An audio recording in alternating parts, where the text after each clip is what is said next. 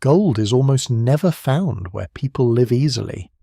It hides in hot desert hills where the wind strips skin from the face in mountain rivers, cold enough to numb the hands in deep seams of rock where the air grows stale and the lamps burn low.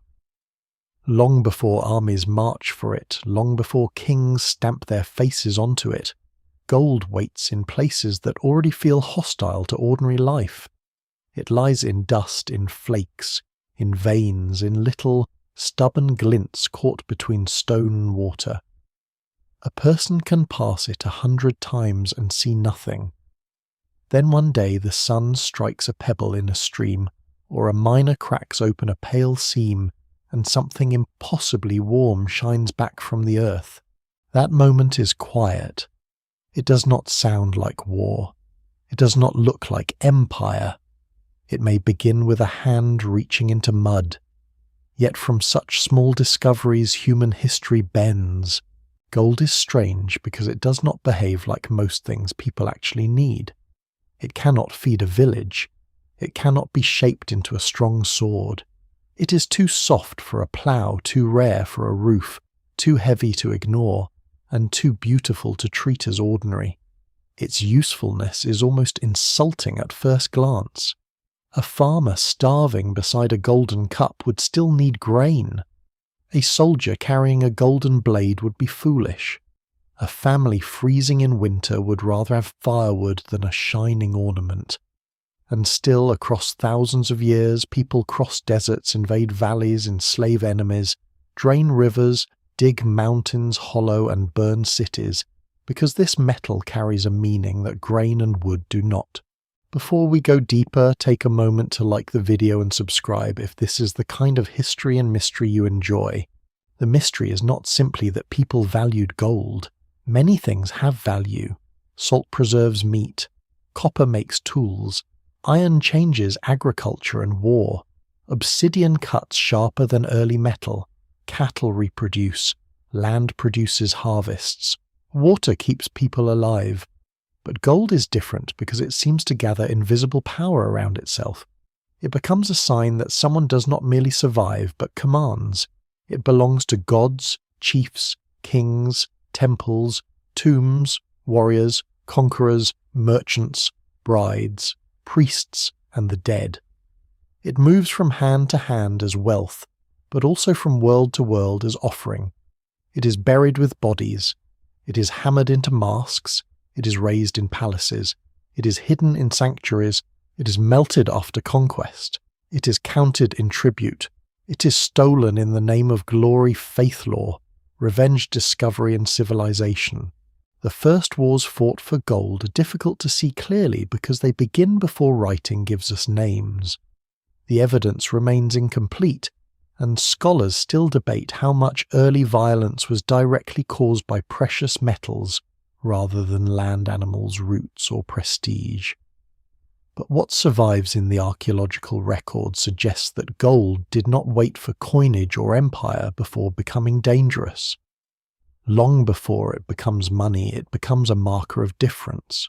Some bodies are buried with almost nothing. Others are sent into the ground with gleaming ornaments, beads, sheets, rings, and objects that required time, skill, and access to distant materials. In those graves, the social world begins to show its teeth. Gold tells us that some people have more than others, and that some communities accept, celebrate, fear, or enforce that difference. The earliest known worked gold appears in prehistoric contexts where the metal is not yet a currency, but a wonder. In places like the Balkans, the Caucasus, Anatolia, the Near East, and parts of Europe, communities learn that gold can be hammered, cold polished, shaped into thin sheets, and turned into objects that seem almost immune to decay. Copper tarnishes, iron rusts, wood rots, cloth disappears, bone cracks, gold remains. A pendant dropped into soil can emerge thousands of years later, still shining with an unsettling freshness, as though it has refused to participate in time. That quality must have mattered. Ancient people did not need modern chemistry to see that gold was different. It did not blacken in fire like many other materials. It did not crumble in damp ground. It could be bent and beaten until it became thin as light. It had the colour of the sun and the permanence of stone, yet it could be shaped by human hands. In a world where almost everything decayed, gold gave the impression of something outside ordinary death. This may be one reason it so often gathers around ritual kingship and burial. No single explanation fully accounts for this, but the pattern is hard to miss. Gold becomes a material of crossing points, places where humans speak to powers larger than themselves, and once an object becomes sacred, it becomes vulnerable to theft. Once it becomes a sign of rank, it becomes a target. Once it becomes concentrated in one place, it demands guards. Those guards require food. Food requires labour. Labour requires authority. Authority creates enemies. The path from ornament to organised violence is not always straight, but it is shorter than it first appears. Imagine an early settlement near a river long before cities have walls high enough to terrify strangers. Most people live close to the limits of the season. They know the cycle of planting, hunting, flood, drought, sickness and storage. Then a few families begin to display objects made from a metal that cannot be gathered in ordinary fields. The gold may have come from a far mountain stream, from traders, from marriage alliances, from raiding, or from skilled specialists who know where to search. The object itself is small, but the meaning is large. It proves that its owner can command distance. It says that somewhere beyond the village, beyond the known paths, there is a network of people, danger and desire connected to this shining thing. In that sense, gold is never only local. Even when found nearby, it points elsewhere. It suggests hidden sources. It creates rumours. A river that yields flakes becomes a secret worth keeping. A mountain with veins becomes territory worth defending. A skilled metal worker becomes valuable. A chief who can distribute ornaments becomes more than a strong hunter or a good speaker. He becomes a gatekeeper of wonder.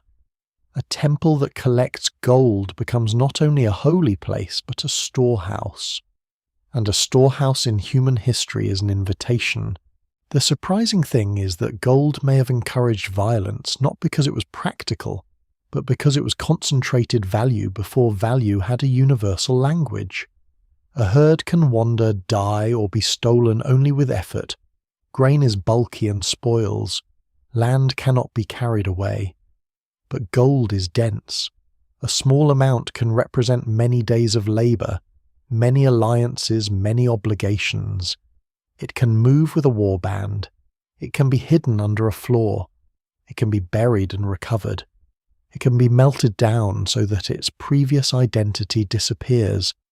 A cup taken from an enemy shrine can become a bracelet in a conqueror's court. A royal ornament can become raw metal. Gold is memory, but it is also amnesia. It preserves its substance while erasing its story. That is one of its darkest powers. The earliest communities that treasured gold probably did not imagine they were creating one of the great engines of conquest. They were making beauty rank devotion identity. They were placing sunlight on the body and permanence beside the dead. But the object that marks sacred prestige in one generation can become plunder in the next. A burial ground can become a treasure pit. A temple can become a target. A king's regalia can become evidence that the king is worth attacking. Human beings do not need coinage to understand that some materials can be seized, displayed, and used to command loyalty. As societies grow larger, this symbolic power becomes more organized. Gold begins to gather at the top. Chiefs, priests, and rulers use it to create distance between themselves and ordinary people. This does not mean that every golden object belongs to tyranny or exploitation. Some are gifts, some are offerings, some are expressions of extraordinary craft. But the broader pattern is that rare materials tend to move toward power. They are pulled upward through tribute exchange, obligation marriage ritual, and sometimes violence. The more gold accumulates in elite hands, the more it becomes proof that those elites stand closer to the gods, ancestors, or cosmic order than everyone else. There is a quiet brutality in that idea. A bright ornament can carry the labor of people who never wear it. A ceremonial mask can contain the exhaustion of miners whose names disappear. A royal cup can shine with the work of hands buried far from palaces. The gold object survives. The human cost often does not. This imbalance will repeat through the entire story. Gold remains visible, while the suffering required to obtain it often sinks into silence. The first real gold wars, if we could watch them clearly, might not look like the grand battles later carved onto monuments.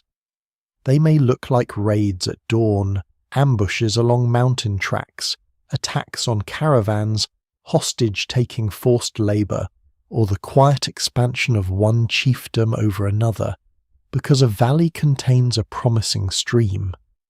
They may look like marriages arranged to control access to metal or ritual centers, fortified because their stored offerings attract enemies.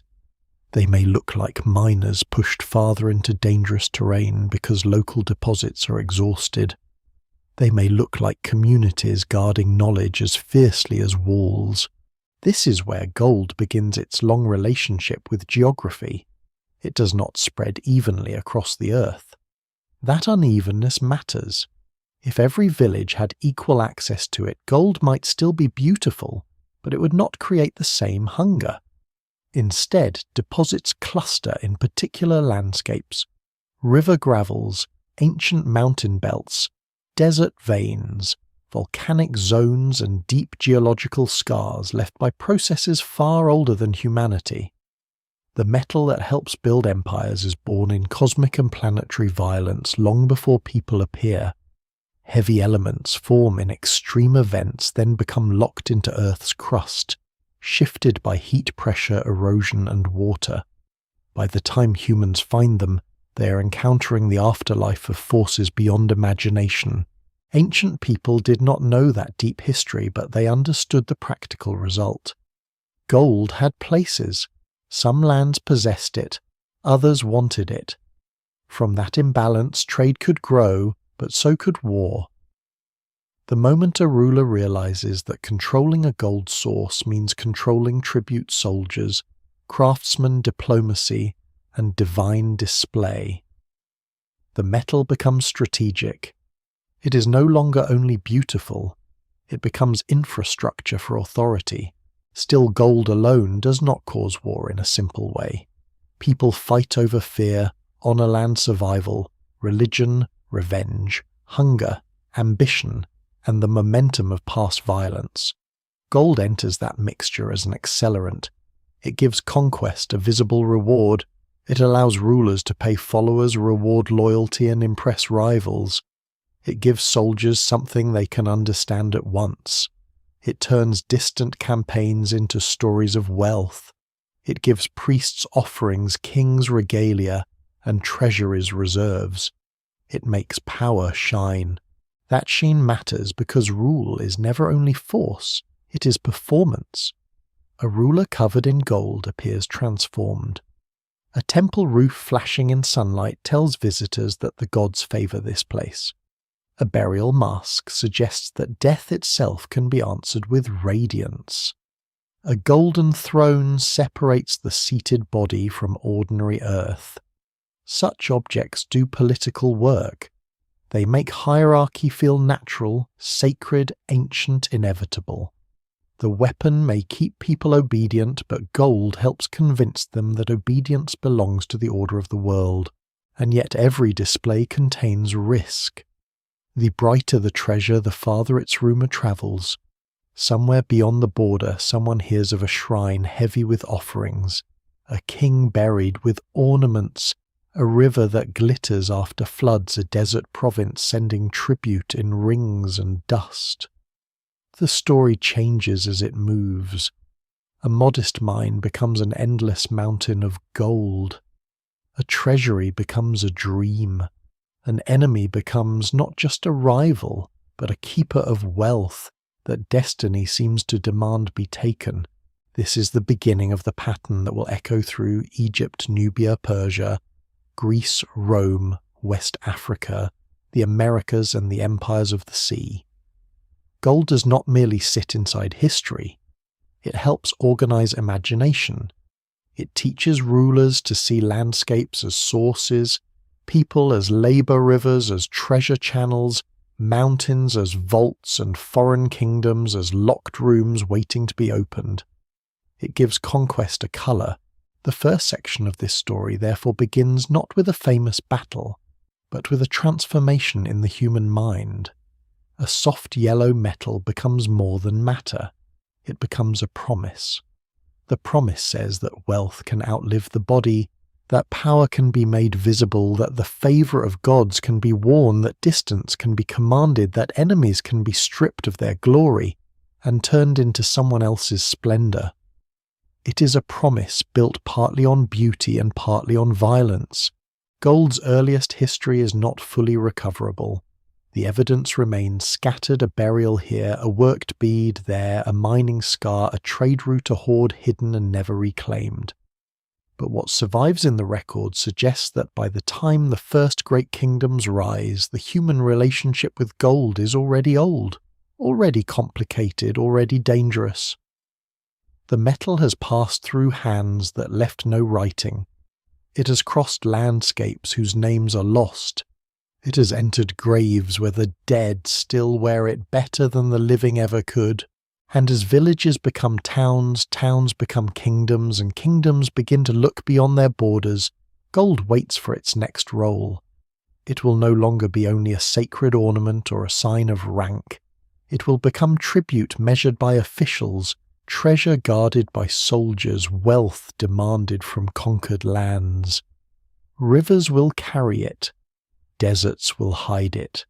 Temples will collect it. Armies will march toward it. The hand in the mud has become the fist of the king. The first great river civilizations rise where the world seems to offer both generosity and threat in the same breath. Water spreads across floodplains, leaving dark soil behind. Reeds grow thick in marshes. Fish flash beneath the surface. Grain can be planted, harvested, stored, counted, and taxed. But rivers also destroy.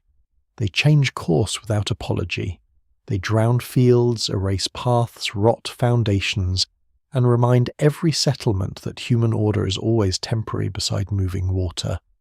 It is here along the Nile, the Tigris and Euphrates, the Indus, and other ancient river worlds that gold begins to leave the realm of personal wonder and enter something colder administration. A village can admire gold. A kingdom can inventory it. That shift changes everything. Once scribes, temple officials, palace overseers, tax collectors, and military commanders begin to treat precious metal as something that can be measured and demanded, gold becomes part of the machinery of rule. It is no longer only a pendant buried with a respected ancestor or a ritual object held by a priest. It becomes tribute arriving in baskets, rings, dust ingots, and finished goods. It becomes a visible proof that distant people obey. It becomes an accounting problem, a political signal, and a reason to send armed men down roads where ordinary traders would hesitate. The earlier states do not fight for gold in the modern sense of national economies and bullion reserves, but they understand very well that rare materials strengthen rulers. A palace full of grain is important because it feeds workers and soldiers. A stable full of animals matters because it provides traction, meat, and status. But a treasury containing gold can do something subtler. It can transform agricultural surplus into magnificence. It can take the invisible labor of thousands and concentrate it into objects small enough to carry into a ceremony. Gold makes stored power shine. In Mesopotamia, where cities rise from mud brick and irrigation, gold is especially revealing because the land itself does not offer much of it. The great cities of Sumer and Akkad are rich in grain, clay reeds, and administrative genius, but poor in many metals and stones. Their world depends on exchange with mountains, deserts, and distant regions. Gold, silver, lapis lazuli, copper, timber, and other valued materials arrive through webs of trade, diplomacy, tribute, and sometimes coercion. The evidence remains incomplete, and scholars still debate the balance between peaceful exchange and forced extraction in different periods, but the pattern is clear enough. River cities become hungry centers, pulling rare materials inward from lands they do not fully control. That hunger encourages expansion. A ruler who wants gold must command more than fields. He needs routes. He needs safe passage through unstable border zones. He needs allies, hostages, treaties, armed escorts, and sometimes conquest. When inscriptions boast of campaigns into mountains or distant lands, they often describe the movement of prestige goods back toward the center. The language may speak of divine favor, rebellious enemies, or restored order, but behind the words lies a practical reality. The city wants what the city lacks. In southern Mesopotamia, temples play a central role in this transformation. They are not only places of worship in the narrow modern sense, they are landholders, employers, storehouses, workshops, and institutions of memory. They receive offerings and redistribute resources. They commission craftsmen. They display sacred wealth. Gold enters this world as divine property, and that makes it both protected and tempting. A temple's treasure is not simply rich, it is meaningful. To seize it is not merely theft. It can be presented as sacrilege by the victim and as victory by the conqueror. In war, sacred gold becomes a language through which one city humiliates another. This is one of the earliest forms of political violence around precious wealth, the stripping of a rival's holy center. The conqueror does not only take metal, he takes legitimacy. He proves that the defeated city's gods did not protect their own house, or at least that the conqueror's gods have prevailed for the moment. The object may later be melted, reworked, or displayed. What matters is that gold has crossed from one sacred order into another by force. The river world teaches rulers another lesson. Wealth is most powerful when it can be converted. Grain feeds laborers who build walls. Laborers dig canals that expand fields. Expanded fields support soldiers. Soldiers raid or conquer distant lands. Distant lands send tribute in precious materials. Precious materials glorify the palace and temple, attracting loyalty and fear. The cycle is not always stable, and it can collapse under drought, revolt, invasion, or corruption, but while it works, gold becomes part of a larger engine. It is not the engine by itself, it is the gleaming signal that the engine is working. In Egypt, this relationship between river kingship and gold becomes even more striking. The Nile's annual flood gives Egypt a rhythm unlike the more unpredictable river systems of Mesopotamia. The long valley creates a natural corridor, narrow and controlled with deserts pressing on both sides. Beyond those deserts lie mineral zones, trade paths, and dangerous expeditions. Egypt's rulers learn early that the black land of cultivation and the red land of desert are not separate worlds. One feeds the kingdom, the other supplies the materials that make kingship appear eternal. Gold in Egypt becomes associated with the flesh of the gods, especially the solar and divine radiance surrounding kingship. That association is not decorative. It gives the metal an ideological force. When a pharaoh surrounds himself with gold, he is not simply showing wealth. He is presenting the monarchy as cosmic. The shining surface suggests a body not subject to ordinary decay. It fits a society deeply concerned with death, rebirth, order, and the dangerous boundary between permanence and destruction. But this divine image depends on very human systems of extraction. Gold does not walk into temples. Men must be sent into deserts and southern territories. Routes must be guarded. Water must be carried. Mines must be organized. Prisoners, labourers, specialists, soldiers, and administrators must work together under conditions that could be lethal. The monuments remember kings more clearly than miners, but the gold on a royal mask or temple vessel carries the shadow of those forgotten bodies. The first river kingdoms also discover that gold helps turn inequality into spectacle. In a small community, wealth differences may be visible but limited. In a state, they can become overwhelming. A royal burial can consume extraordinary materials. A temple statue can gather offerings from provinces many days away. A palace ceremony can display metals that ordinary people may never touch. Such displays are not accidental excess. They teach the population where power lives. They make distance visible between ruler and subject god and human center and periphery. Still, people are not passive in this system. Trade networks carry ideas as well as goods. Craftsmen develop astonishing skill. Local elites negotiate their place within wider hierarchies. Border communities profit from movement. Some people become wealthy precisely because they stand between the source and the consuming center. The history of gold is not only a history of top-down command, it is also a history of middlemen, miners, merchants, raiders, caravan leaders, scribes, smugglers, and frontier chiefs. What survives in the record often favors palaces, but the real movement of gold depends on people who live in the uncertain spaces between power and landscape. Those uncertain spaces can become violent quickly.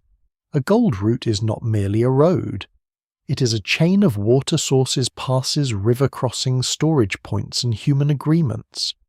Break one link and the flow weakens. A rival kingdom may not need to capture the capital to damage the enemy.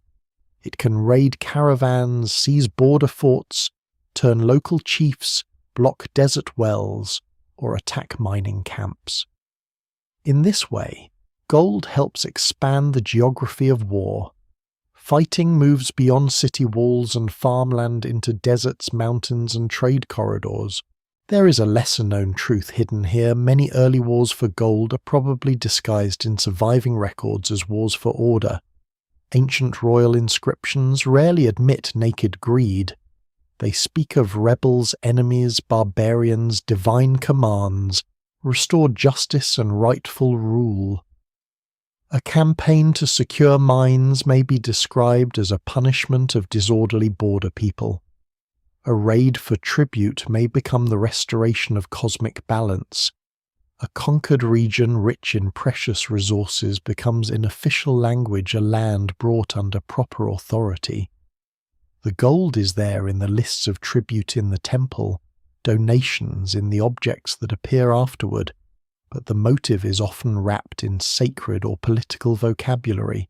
This creates a problem for modern understanding. No single explanation fully accounts for ancient campaigns. A ruler may seek gold security, glory, labor, trade control, and divine legitimacy all at once. To reduce war to greed alone would be too simple, yet to ignore gold would be equally misleading. Precious metal gives ancient ambition a durable form. It can outlast the campaign that seized it. It can be counted long after the dead are buried. It can be melted into a new king's image. It can turn victory into visible memory. As river civilizations grow, they create a new kind of world, one in which treasure is not merely owned but centralized. Centralization makes societies powerful, but it also creates spectacular points of failure. A treasury can finance defense, diplomacy, construction, and ritual. It can also become the obsession of rivals. When wealth gathers in temples and palaces, war no longer needs to chase scattered valuables. It can aim at the center, capture the city, and the stored meaning of generations may fall into the hands of the invader. This is why ancient conquest so often includes the removal of sacred images, vessels, ornaments, and precious metals. The conquered lose not only resources but confidence. Their past is physically carried away. Their gods are taken hostage. Their rulers are exposed as mortal. The conqueror gains not only metal but narrative. He can present himself as chosen, victorious, wealth-bearing, favoured. Gold allows violence to become ceremony after the fact. The river world also introduces the habit of tribute, one of the most important steps in the history of wars fought for gold. Tribute is conquest stretched into time. Instead of a single act of plunder, it creates repeated extraction. A defeated or subordinate land must send wealth again and again, often as proof of submission. Gold is ideal for this because it is compact, impressive, and symbolically loaded. It can travel from frontier to capital without the bulk of grain or livestock. It can be weighed, recorded, redistributed, and displayed. It turns political obedience into a physical arrival. For the people sending it tribute may mean hardship, resentment, and humiliation. For the ruler receiving it tribute creates the illusion of a world properly arranged around the center. Every shipment says the same thing: the distant lands still acknowledge power. But if tribute stops, the message is equally clear. Rebellion, weakness, or rival influence has entered the system. Armies may follow. So gold becomes both reward and warning. Its arrival calms the palace. Its absence alarms it. By the time the early kingdoms mature, the relationship between gold and war has become more sophisticated than simple looting. Gold is now connected to roots, ideology, taxation, sacred authority, border policy, diplomacy, forced labor, and imperial imagination. It is woven into the way states see the world. Landscapes are no longer just inhabited places, they become resource zones. Peoples are no longer only neighbors, they become tribute bearers, labor pools, allies, threats, or obstacles between the center and the metal it desires. The old hand reaching into mud still exists somewhere at the beginning of the chain, but above it now stand scribes with tablets, priests with rituals, soldiers with orders, and rulers who understand that the glitter of gold can make power appear inevitable. The river gives grain, grain gives armies, armies open roads, roads bring treasure. Treasure returns to the temple and palace shining as though the whole violent process were natural. And in one river kingdom more than any other, this golden logic will harden into an imperial obsession. Egypt will look south and east toward deserts, mountains, and Nubian lands where the earth itself seems to hide the flesh of the gods. There the search for gold will become a march into heat, silence, forced labor, and conquest. Egypt's gold begins in silence, far from the green edge of the Nile. Beyond the fields, beyond the villages, beyond the mud brick houses and the slow river traffic, the land changes color and mood. The black soil ends. The red desert opens. Heat rises from stone. Wind moves through dry valleys where almost nothing grows. Tracks vanish under sand and reappear near wells that mean life or death. To the Egyptians, this desert is not empty in the modern sense. It is a dangerous borderland filled with minerals, spirits, foreign peoples, wild animals, gods, outlaws, and the raw materials of eternity. The valley gives Egypt food, but the desert gives Egypt brilliance. That brilliance is gold. For pharaohs, gold is never just wealth. It is tied to divine radiance, to solar power, to the immortal body of the gods. In Egyptian thought, gold can suggest permanence in a world where flesh fails and wooden buildings decay. A king surrounded by gold is not simply rich. He is wrapped in a material language that says his authority belongs to cosmic order itself. The temples, tombs, statues, collars, vessels, and funerary treasures of Egypt make this idea visible. Their gold speaks softly but insistently. The king does not merely rule the land. He participates in something death cannot easily touch. Yet every golden image of eternity depends on a brutally earthly process. Somewhere men are digging in heat. Somewhere water is being hauled across barren ground. Somewhere overseers are counting. Labourers, guards are watching roads, and expeditions are moving through country where a mistake can kill as surely as an enemy blade. The shining world of Egyptian kingship is built partly from landscapes that resist human life. Egypt's main sources of gold lie in the eastern desert, and to the south in Nubia regions that draw the monarchy again and again beyond the comfortable agricultural heartland. The eastern desert between the Nile and the Red Sea contains ancient veins and mining areas that the Egyptians learned to exploit over many dynasties. Nubia, stretching south of Egypt along the Nile, becomes even more central. The very name Nubia is often associated with gold, though the linguistic history is debated and the evidence remains incomplete. What matters historically is clear Egyptians saw the southern lands as a crucial source of the metal that made royal and divine power shine. The journey to these sources is itself a kind of campaign. An expedition may include miners, quarrymen, soldiers, scribes, animal handlers, water carriers, craftsmen and officials. It moves through wadis, dry riverbeds cut into the desert by ancient water. Some paths are marked by inscriptions left on rock, traces of royal names and official pride scratched into the wilderness. These inscriptions are more than graffiti. They are claims. They say that the king's command reaches even here into heat and stone, into places where ordinary village life cannot survive. They turn the desert into a document of authority. Gold mining in ancient Egypt is laborious and dangerous. Workers search for quartz veins, carrying the metal break rock with stone hammers, and later metal tools crush or wash particles and separate the precious from the worthless. The process is slow, repetitive, and exhausting. In some periods, especially later ones, surviving evidence suggests the use of forced labour prisoners and harsh discipline in mining zones. Scholars still debate the exact organisation of labour across different dynasties and sites because the record is uneven, but no serious view can make gold extraction look gentle. The metal's softness belongs to the finished object, not to the work that produces it. The desert also forces Egypt to solve a logistical problem. Gold is not enough. People must survive long enough to collect it. Water becomes as important as ore. Well cisterns, supply stations and guarded routes allow expeditions to move through otherwise lethal country.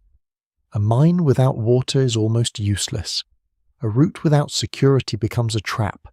In this way, gold pushes Egyptian power outward, not only as conquest, but as infrastructure. Roads are maintained, forts appear, officials monitor movement.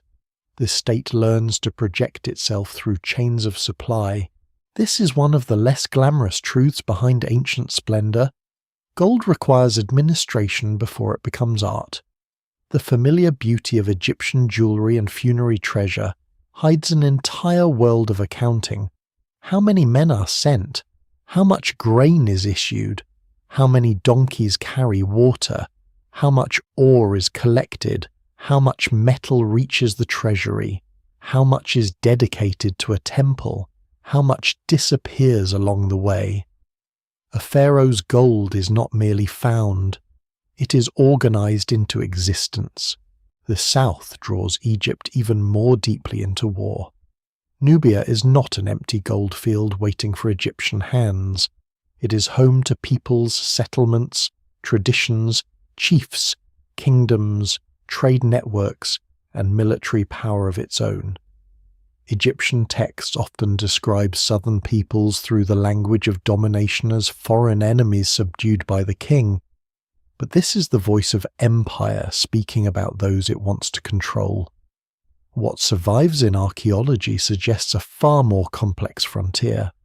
Nubia is both neighbour and rival trade partner, and target buffer zone and treasure source. Its relationship with Egypt shifts over centuries, sometimes through exchange, sometimes through diplomacy, sometimes through violence. For Egypt, control of Nubian gold becomes linked to control of the Nile corridor. The river south of Egypt is broken by cataracts' rocky stretches that make navigation difficult and shape political boundaries. Fortresses rise in strategic places, especially during periods of Egyptian expansion. These forts do not exist only because of gold, but gold is part of the wider imperial logic. They help monitor trade movement, tribute, and military threats. They stand like stone arguments in the landscape, declaring that the southern flow of wealth must be watched. The Middle Kingdom offers a powerful example of this frontier strategy. Egyptian rulers push south and establish a chain of fortresses in Lower Nubia, designed to control traffic, secure borders, and project authority. The forts are stark, practical, and intimidating. Behind their walls, scribes and soldiers live at the edge of empire, watching the river, recording movements, guarding the line between Egypt and lands the king seeks to dominate. Their presence shows how gold changes geography. A distant mineral source can turn a frontier into a militarized zone. But Egyptian power is never permanent in a simple way. Fortresses can be abandoned, local powers can rise, trade can shift, dynasties weaken. Nubian societies adapt, resist, and eventually build states strong enough to challenge Egypt itself. This is important because it prevents the story from becoming only a tale of Egypt extracting wealth from passive neighbours. The gold lands have their own history. They are not merely the background to Egyptian ambition. They are the stage on which rival visions of kingship will emerge. Still, during Egypt's great imperial phases, especially in the New Kingdom, the flow of southern gold becomes immense in symbolic and political importance. Pharaohs campaign into Nubia, appoint officials, demand tribute, and celebrate the arrival of wealth. Tomb paintings and inscriptions show foreigners bringing rings, dust animals, and exotic goods. The images are carefully arranged to make the world appear obedient to Egypt. Gold arrives not as stolen wealth in the official version, but as the proper tribute of lands recognizing pharaonic order. The violence behind that order is often softened by ceremony. This is a recurring imperial trick. Plunder becomes tribute once the conqueror writes the record. Coercion becomes order. Fear becomes loyalty. The conquered are shown bending gracefully, presenting gifts, participating in their own submission. But the smooth art cannot erase the reality that armies marched, forts stood, and labour was compelled because Egypt wanted what the south possessed. Gold also shapes Egypt's foreign diplomacy. During the Late Bronze Age, Egyptian rulers correspond with other great kings in the Near East, and gold appears as a material of royal exchange, alliance, and complaint. Egypt's reputation for abundant gold becomes famous. Other rulers expect it. They ask for it. They resent insufficient gifts. In these exchanges, gold is not only economic, it is diplomatic grammar. A generous shipment can signal respect. A smaller one can insult. The metal becomes a way for kings to measure each other's status without saying so directly. There is a dry human irony in this. The same gold that Egyptian ideology presents as divine and eternal becomes in diplomatic practice something like an argument over prestige. Great kings behave as brothers in official language, but the gifts reveal tension. Who gives more? Who receives better objects? Who's being treated as equal, inferior, or useful? Gold smooths alliances, but it also exposes insecurity. Even among the powerful, shining metal can make pride fragile. Within Egypt itself, gold strengthens the bond between war and sacred construction. Campaigns bring wealth. Wealth builds temples. Temples proclaim the king's devotion and victory.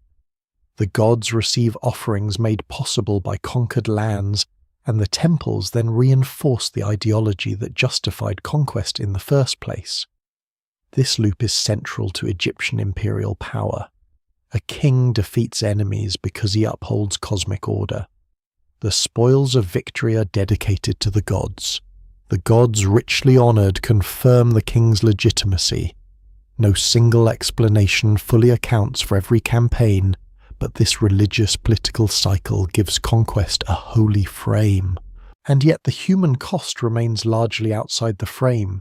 The miner choking on dust, the Nubian family facing Egyptian expansion, the soldier stationed far from home, the prisoner sent to a quarry or mine, the caravan worker counting water skins in a desert wind, these lives rarely receive the same permanence as gold. Egypt's monuments are magnificent, but they are selective. They remember the royal hand that offers the metal, not always the hands that tore it from stone. Some traces survive. Mining sites, tools, rock inscriptions, settlements, administrative records and fortresses allow modern scholars to reconstruct pieces of the system. The evidence remains incomplete, especially for the experiences of labourers and local communities. But enough survives to show that Egyptian gold was not an accidental luxury. It was a strategic material woven into kingship, war, religion, diplomacy, and frontier control. It helped make empire visible. By the time Egypt's golden power reaches its height, a pattern has hardened that will return in many later worlds. A central state identifies a distant source of precious wealth. It frames control of that source as order, destiny, divine will, or security. It builds routes and forts. It sends soldiers and officials. It extracts labour and tribute. It transforms the metal into sacred art, royal spectacle, diplomatic currency, and political memory. The violence becomes less visible the farther the finished object travels from the mine. Stand before a golden Egyptian object today, and it is easy to feel only wonder. The craftsmanship is breathtaking. The glow seems almost untouched by age. It feels intimate and cosmic at once. But behind that glow lies a map, the Nile Valley, the eastern desert Nubia, cataracts, forts, wells, mines, roads, and conquered borderlands. Gold compresses all of that into a surface small enough to fit in a museum case. Egypt teaches the ancient world that gold can make a ruler appear eternal. Nubia will teach Egypt that the land supplying gold cannot be treated as shadows forever. Nubia is often introduced in Egyptian history as a direction south upstream beyond the cataracts, beyond the point where Egypt's own certainty begins to weaken. But Nubia is not simply the south of someone else's map. It is a long river world in its own right, shaped by cliffs, deserts, islands, narrow floodplains, difficult crossings and routes that reach deep into Africa. It is a place where the Nile does not glide with the same broad confidence it has in Egypt. Here, the river breaks against stone. Cataracts interrupt travel. The landscape forces movement into bottlenecks, and bottlenecks create power. Whoever understands these passages can tax guide, block trade raid, or defend. And beneath all of this, in the desert hills and mineral zones, gold waits like a second river hidden under rock. To Egypt, Nubia becomes the golden shadow, close enough to desire, strong enough to fear, and rich enough to justify repeated intervention. Egyptian kings describe Nubian enemies as defeated foreigners, but that language belongs to royal ideology. It turns a complex region into a simple stage for pharaonic victory. What survives in the record suggests something far more layered. Nubia contains powerful local traditions long before Egyptian domination becomes possible. Its communities raise cattle trade across ecological zones, bury elites with distinctive goods, and develop political systems that do not merely imitate Egypt. They are connected to Egypt sometimes deeply, but they are not created by Egypt. This matters because gold changes meaning depending on who holds it. In Egyptian hands, Nubian gold becomes divine radiance for Pharaoh's tribute to gods, and proof that the southern lands accept the order of the Nile kingdom. In Nubian hands, gold can serve a different purpose. It can mark local authority, strengthen alliances, support trade, and eventually help build rival kingship. The same metal that allows Egypt to display supremacy also gives Nubia a material foundation for independence and resistance. That contradiction lies at the heart of the frontier. The struggle over Nubian gold is not one single war, but a long pattern of pressure control, retreat, adaptation, and reversal. During periods of Egyptian strength, rulers push southward, fortify positions, demand tribute, and attempt to manage the movement of people and goods. During periods of Egyptian weakness, Nubian powers regain space, reshape trade, and develop beyond direct Egyptian command. The frontier breathes in and out with the fortunes of dynasties. It is never frozen. It is never merely a line. The cataracts make this especially important. They are natural obstacles, but they also become political thresholds. A fortress placed near a cataract does more than guard a river bend. It monitors who passes what they carry and whose authority they acknowledge. In Lower Nubia, Egyptian forts from the Middle Kingdom stand as some of the clearest signs of how seriously Egypt took this region. Their walls are thick, their position strategic, and their purpose unmistakable. They are built for surveillance, control, and intimidation. Gold is not the only reason for them, because the frontier also involves security, cattle, trade, manpower, and prestige. But gold is one of the forces that makes the southern border worth hardening. Inside this system, Nubian people are not simply victims or subjects. Some cooperate with Egyptian officials. Some serve as soldiers, guides, traders, and intermediaries. Some resist. Some move between worlds, adopting Egyptian goods or practices while preserving local identity. The evidence remains incomplete, especially for ordinary lives, but archaeology shows cultural exchange flowing in more than one direction. Borderlands rarely obey the clean categories that empires prefer. They produce mixed households, bilingual habits, borrowed symbols, local ambitions, and quiet forms of survival that official inscriptions do not easily capture. Still, the violence is real. Egyptian campaigns into Nubia bring death, deportation, tribute demands, and forced submission. Royal scenes often show bound captives and defeated southerners beneath the king's power. These images are formulaic, but they are not meaningless. They express how Egypt wants the relationship understood. The south bends, Egypt rules, wealth flows north. Gold helps make that imagined order tangible. A shipment of gold dust or rings arriving at an Egyptian court is more than revenue. It is the frontier made obedient in metal form.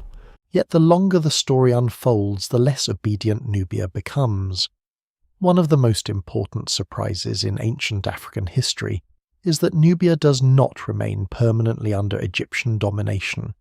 In time, powerful Nubian kingdoms rise, especially Kush, with centres at Kerma-Napata and later Meroe. These states draw from local traditions, long-distance trade, military organisation, and in some periods Egyptian cultural forms that are adapted rather than simply copied. Scholars still debate the exact balance between influence, imitation, resistance, and independent development, but no serious account can reduce Kush to a reflection of Egypt. Kush becomes a power with its own kings, gods, cemeteries, armies, and ambitions. Kerma, one of the great early Nubian centres, reveals how mistaken it is to imagine Nubia as marginal.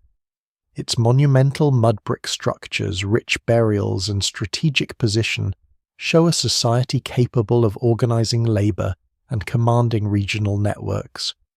The city flourishes while Egypt's power fluctuates, and at moments it becomes a serious rival. To Egyptian rulers, such strength in the gold-bearing south is alarming. To Nubians, it is evidence that the river beyond the cataracts can generate its own centres of gravity. Later, after Egypt's new kingdom power fades, Kush rises in ways that must have seemed almost like history turning back on itself. Nubian rulers based in the region of Napata eventually move north and rule Egypt as the 25th dynasty. This is one of the great reversals of the ancient world. The land long treated by Egyptian kings as a southern source of tribute produces kings who claim Egypt itself. They present themselves through Egyptian religious and royal forms, but they are not simply pretending to be Egyptian. They are Kushite rulers using the language of pharaonic kingship to assert their own legitimacy over a fractured Nile world. Gold is not the whole explanation for this rise. Geography, trade, military strength, political weakness in Egypt, religious authority and regional alliances all matter. No single explanation fully accounts for it. But the long history of Nubia's wealth and strategic position forms part of the background. The region that Egypt tried to mine, fortify and dominate never lost its own capacity for power. The golden shadow eventually steps into the light. This reversal complicates the moral simplicity of conquest. Egypt desired Nubian gold and often treated Nubia as a resource frontier. But over centuries, interaction with Egypt also gave Nubian elites access to symbols, technologies, political models, and religious forms that could be absorbed and transformed. Empire wounds borderlands, but borderlands also learn the empire. They study its rituals, its weaknesses, its hunger, its language of rule. Then under the right conditions, they can turn those tools back toward the center. There is something haunting in the way gold moves through this relationship. A metal drawn from Nubian landscapes helps decorate Egyptian temples and tombs. Egyptian styles and religious ideas travel south. Nubian rulers later bury themselves with forms that echo and transform pharaonic tradition. What began as extraction becomes entanglement. The conqueror and the conquered alter each other, though not equally and not without pain. Nubia's story also widens the meaning of wars fought for gold. They are not only wars of invasion, they are wars of memory. Who gets remembered as civilized, and who is described as a barbarian, whose monuments survive in tourist imagination, and whose kingdoms remain lesser known. For a long time, the popular story of the Nile placed Egypt at the center and Nubia at the edge. Modern archaeology has been correcting that imbalance, but the older shadow still lingers. Gold itself contributed to it because so much Nubian wealth became visible to the world through Egyptian objects and Egyptian records. The source was hidden behind the display. What survives in Nubia's own landscape tells another story. Pyramids rise in Sudan, smaller and steeper than Egypt's famous monuments, marking royal cemeteries of Kushite and Meroitic rulers.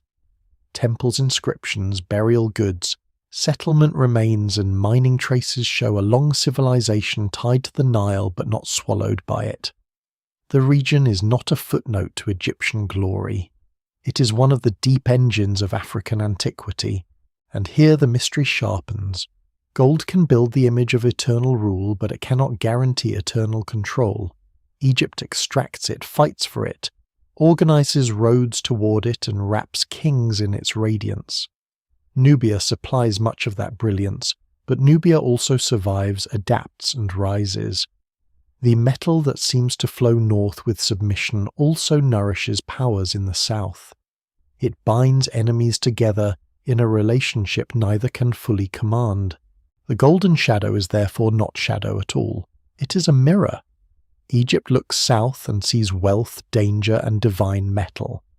Nubia looks north and sees a powerful neighbor, a threat, a market, a model, and eventually a throne that can be claimed. Between them the Nile carries grain soldiers, prisoners, gods, merchants, styles, rumors, and gold. The river does not choose one civilization over the other. It only keeps moving past forts and tombs, past abandoned mines and broken walls, past every king who believed the shining metal could make his rule last forever. By the time Persia rises, gold has already learned how to serve kings. It has passed through temples, tombs, trade routes, desert mines, and river palaces. It has helped Egypt present divine rule, and helped Nubia complicate that same image. But the Achaemenid Empire does something larger with precious metal. It does not merely gather gold as treasure.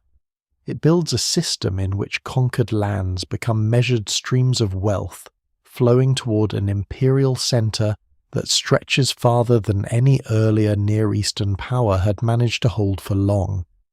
Persia turns tribute into architecture, roads into arteries, and gold into one of the quiet languages of superstate control. The empire begins in the 6th century BCE when Cyrus the Great and his successors expand from the Iranian plateau into a vast political world that includes Mesopotamia, Anatolia, Egypt, parts of Central Asia, the Levant, and eventually territories reaching toward the Indus. This is not a kingdom of one river or one valley. It is a continent-sized experiment in command. It contains old cities with their own gods and scribes, mountain peoples, desert routes, royal capitals, wealthy ports, agricultural plains and regions famous for metals, horses, timber, textiles, and soldiers. No ruler can personally watch such a world. It must be organized. Persian imperial genius lies partly in making diversity pay. The empire allows many local customs, languages, and elites to continue, but it ties them into a system of obligation. Satraps govern provinces, royal inspectors watch officials, roads move messages and troops. Tribute arrives in carefully assigned forms. Some regions send silver, others send grain, animals, textiles, soldiers, luxury goods, or gold. The exact details vary by source and period, and scholars still debate how uniform the system really was in practice. But the larger pattern is unmistakable. Empire becomes a machine for converting difference into revenue.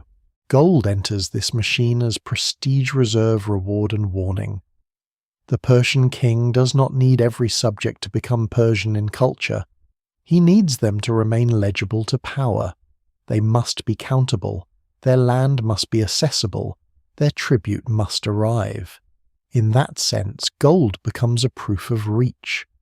A coin or ingot from a far province says that distance has been conquered, not just by marching armies but by routine. The frightening achievement of empire is not that it plunders once. It is that it can make extraction ordinary.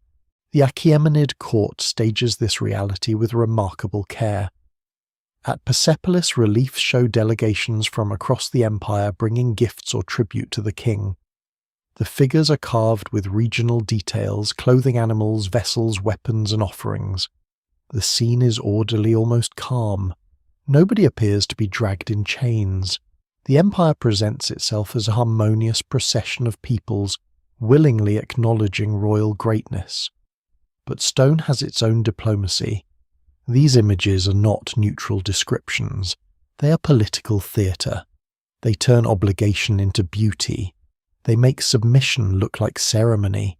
What survives in the record suggests that the Persian king sits at the centre of an ideology of universal order. He is not merely a conqueror with a treasury. He is the ruler who holds many lands in balance under divine favour.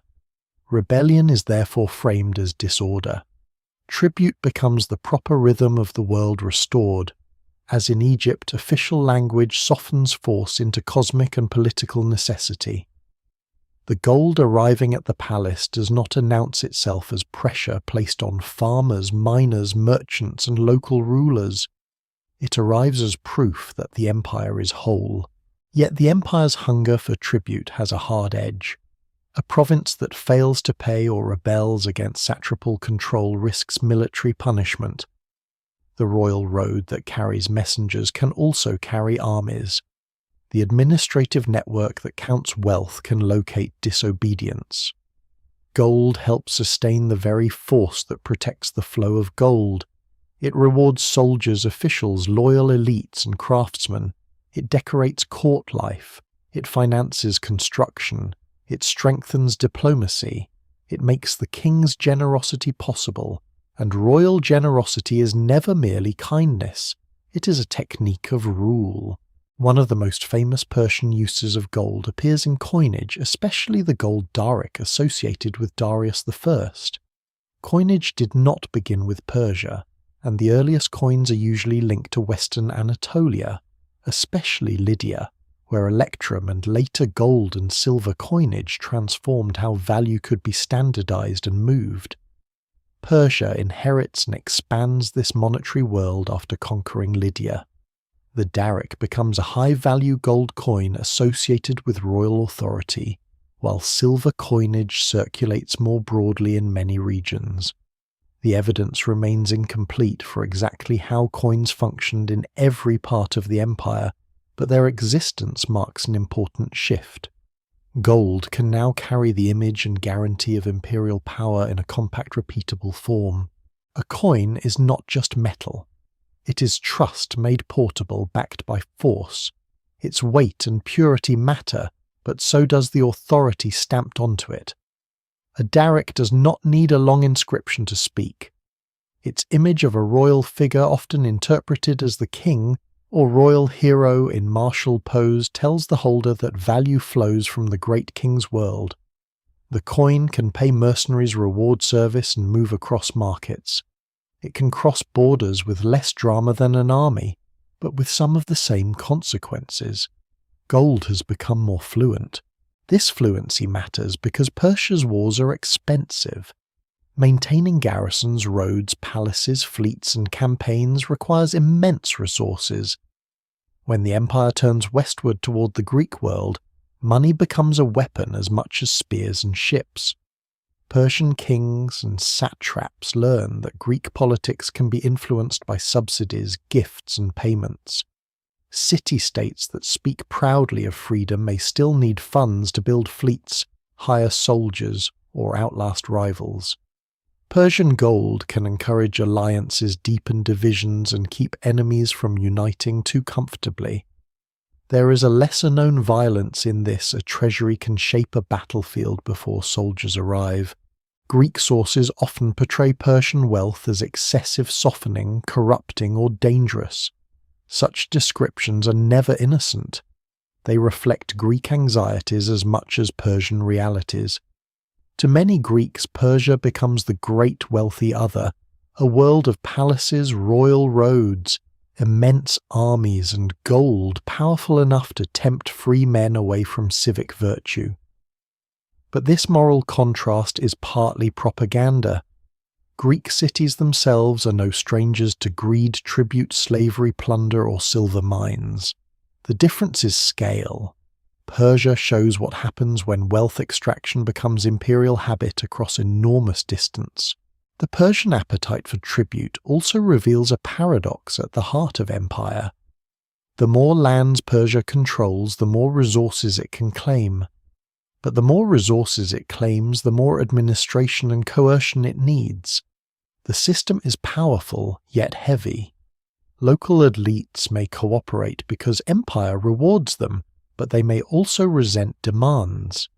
Satraps may serve the king, but they can build their own regional power. Conquered peoples may send tribute for generations, then rebel when weakness appears. Gold binds the empire, but it also marks where pressure accumulates. Egypt provides one example. After Persia conquers Egypt, the old land of pharaohs becomes another wealthy province in the imperial system, but it never becomes emotionally simple. Egyptian traditions of kingship, temple wealth, and divine order are ancient and strong. Persian rulers may present themselves in Egyptian forms when governing Egypt, but resistance continues at different moments. Gold grain and strategic position make Egypt too valuable to ignore and too proud to reduce easily. The empire can hold it, lose it, and fight to recover it. Here again, precious wealth is tied to identity. A province is not only a revenue source, it is a memory with armies. No single explanation fully accounts for Persia's expansion. Security, prestige, dynastic ambition, trade routes, manpower, ideology, and strategic geography all matter. Yet gold and precious tribute give this expansion durability. They allow conquest to become a recurring system, rather than a temporary rush of plunder. The Persian achievement is not that it loves gold more than other powers. Many rulers love gold. The achievement is that Persia makes gold part of a vast imperial grammar in which each province has a place, each gift a meaning, each failure a danger. At Persepolis, the carved delegations still move silently toward the king. Their stone hands carry bowls, animals, fabrics, weapons, and offerings that never arrive because they are always arriving. The procession is frozen at the perfect moment, before exhaustion, resentment, rebellion, negotiation, or decay can disturb it. This is how empire wants to remember tribute graceful, orderly, eternal. But outside the reliefs the world is less obedient. Roads erode. Satraps scheme. Provinces resist. Armies consume treasure as quickly as treasuries gather it. Gold can make an empire glitter, but it cannot make it weightless. The Achaemenid Empire shows that wars fought for gold are no longer only campaigns toward mines or temples. They can become wars for systems of extraction, for routes, provinces, taxable populations, and the right to make distant wealth arrive on schedule. Persia's hunger is not the frantic hunger of a raider seeing treasure for the first time. It is this deeper hunger of a state that has learned to count the world. And once the world is counted, it can be taxed, marched across, punished, rewarded, and carved into reliefs that make domination look like peace. Across the Aegean gold does not always sit in the hands of a single great king. It glitters instead through a fractured world of islands, harbours, city-states, sanctuaries, mines, mercenaries, tyrants, aristocrats, and assemblies that argue over freedom while depending on wealth that is anything but innocent. Greece is often remembered through marble temples, philosophy, drama, and citizen debate, but beneath that cultural memory lies a harder material foundation. Armies need pay, fleets need timber, rope, bronze, and rowers, walls need builders, festivals need offerings, alliances need tribute, and sacred places, though dedicated to gods, can become some of the richest and most politically charged treasuries in the ancient world. The Greek world is not uniformly rich in gold. Silver often matters more in daily and military finance, especially the silver mines of Laurion in Attica, which help Athens build the fleet that changes Greek history. But gold remains the higher symbol, rarer, more prestigious, more closely tied to kings, sanctuaries, luxury, emergency reserves, and foreign power. Its presence is never only economic. When gold appears in Greek politics, it often carries suspicion. It can be sacred wealth, heroic prize, Persian influence, tyrannical display, or desperate last resource. In a world proud of civic autonomy, gold has a way of asking uncomfortable questions about who truly controls decisions. Greek sanctuaries reveal this tension with unusual clarity. Places like Delphi, Olympia, Delos, and other sacred centers receive dedications from rulers' cities, victorious athletes, generals, and grateful communities. Offerings can include tripods, statues, vessels, shields, jewelry, and precious metal. These are gifts to the gods, but they are also public statements. A city that dedicates a golden object at a famous sanctuary places its name before visitors from across the Greek world. A tyrant's offering can turn private rule into divine favor. A victory dedication can transform bloodshed into sacred memory. The gods receive the object, but human rivals read the message. This makes sanctuaries strangely vulnerable. They are holy yet rich, protected by custom yet tempting in crisis. To steal from a god is an act of shocking impiety, but ancient history repeatedly shows that piety weakens when armies run out of money. Sacred treasuries can be borrowed from guarded, disputed, seized, or accused of misuse. Scholars still debate details in many cases because literary sources are shaped by propaganda, but the pattern is unmistakable. Wealth dedicated to gods often becomes entangled with human war. Delphi stands at the center of one of the most revealing examples. The sanctuary of Apollo built into the dramatic slopes of Mount Parnassus is not merely a religious site. It is a pan-Hellenic stage where cities compete for prestige, consult the oracle, and display wealth. The surrounding landscape is rugged, beautiful, and politically sensitive. Control of access, influence over the sanctuary, and accusations of sacrilege all become matters of war. The so-called sacred wars are not simply wars for gold, but temple wealth is part of the gravity pulling states into conflict. When the Phocians seized Delphi in the 4th century BCE and used sacred treasure to fund mercenaries, the shock is immense. What had been offered to Apollo becomes military payroll. There is a grim logic to this. Mercenaries do not fight on reverence, they fight for pay. A treasury full of precious metal can become an army with astonishing speed. The Phocians' use of Delphic wealth allows them to resist far stronger opponents for years, but it also gives enemies a moral weapon. They can frame the war not only as politics but as punishment for sacrilege. This is one of gold's recurring talents. It turns material conflict into moral theatre. Those who want the treasure condemn the theft. Those who use the treasure claim necessity. The god conveniently does not issue an audited report. Greek mines add another layer to the story. In Thrace and Macedonia, gold and silver deposits help shape regional power. The northern Aegean is often treated as peripheral to classical Greek city life, but its mineral wealth makes it crucial. Mountains, forests, and tribal territories become zones of competition among local rulers, Greek colonies, and expanding kingdoms. Control of mines can transform a ruler's fortunes. This is especially true for Macedonia, a kingdom long viewed by many southern Greeks as semi-barbarous, yet positioned near resources that will later help it dominate the Greek world. Philip II of Macedon understands the political value of metal with unusual clarity. By gaining control of rich mining regions, including the area around Mount Pangaean, he strengthens his ability to coin money, pay soldiers, reward allies, and professionalize his army. Gold helps convert Macedonia from a rough northern kingdom into a military machine. It is not the only cause of Philip's rise. Reforms diplomacy, cavalry traditions, siegecraft, and Greek disunity all matter. No single explanation fully accounts for Macedonia's success.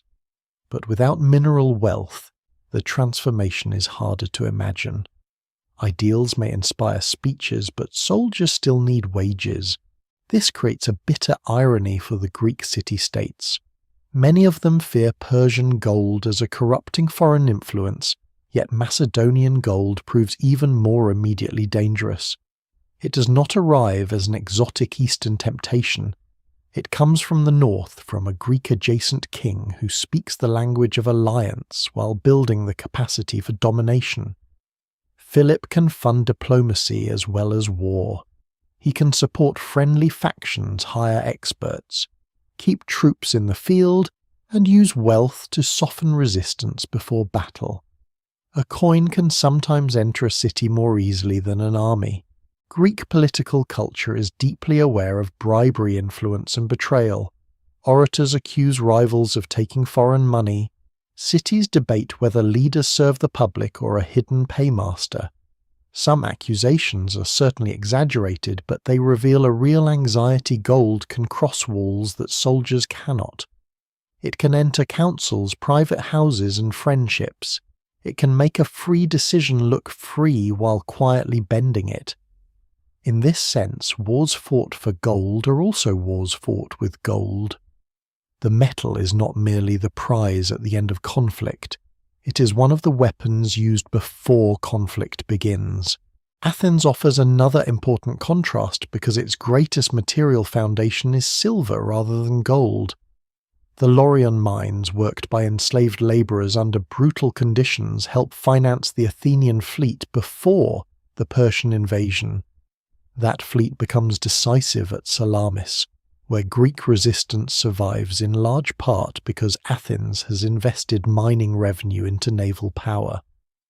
The story is often told as democracy defending freedom against empire, and there is truth in that political memory.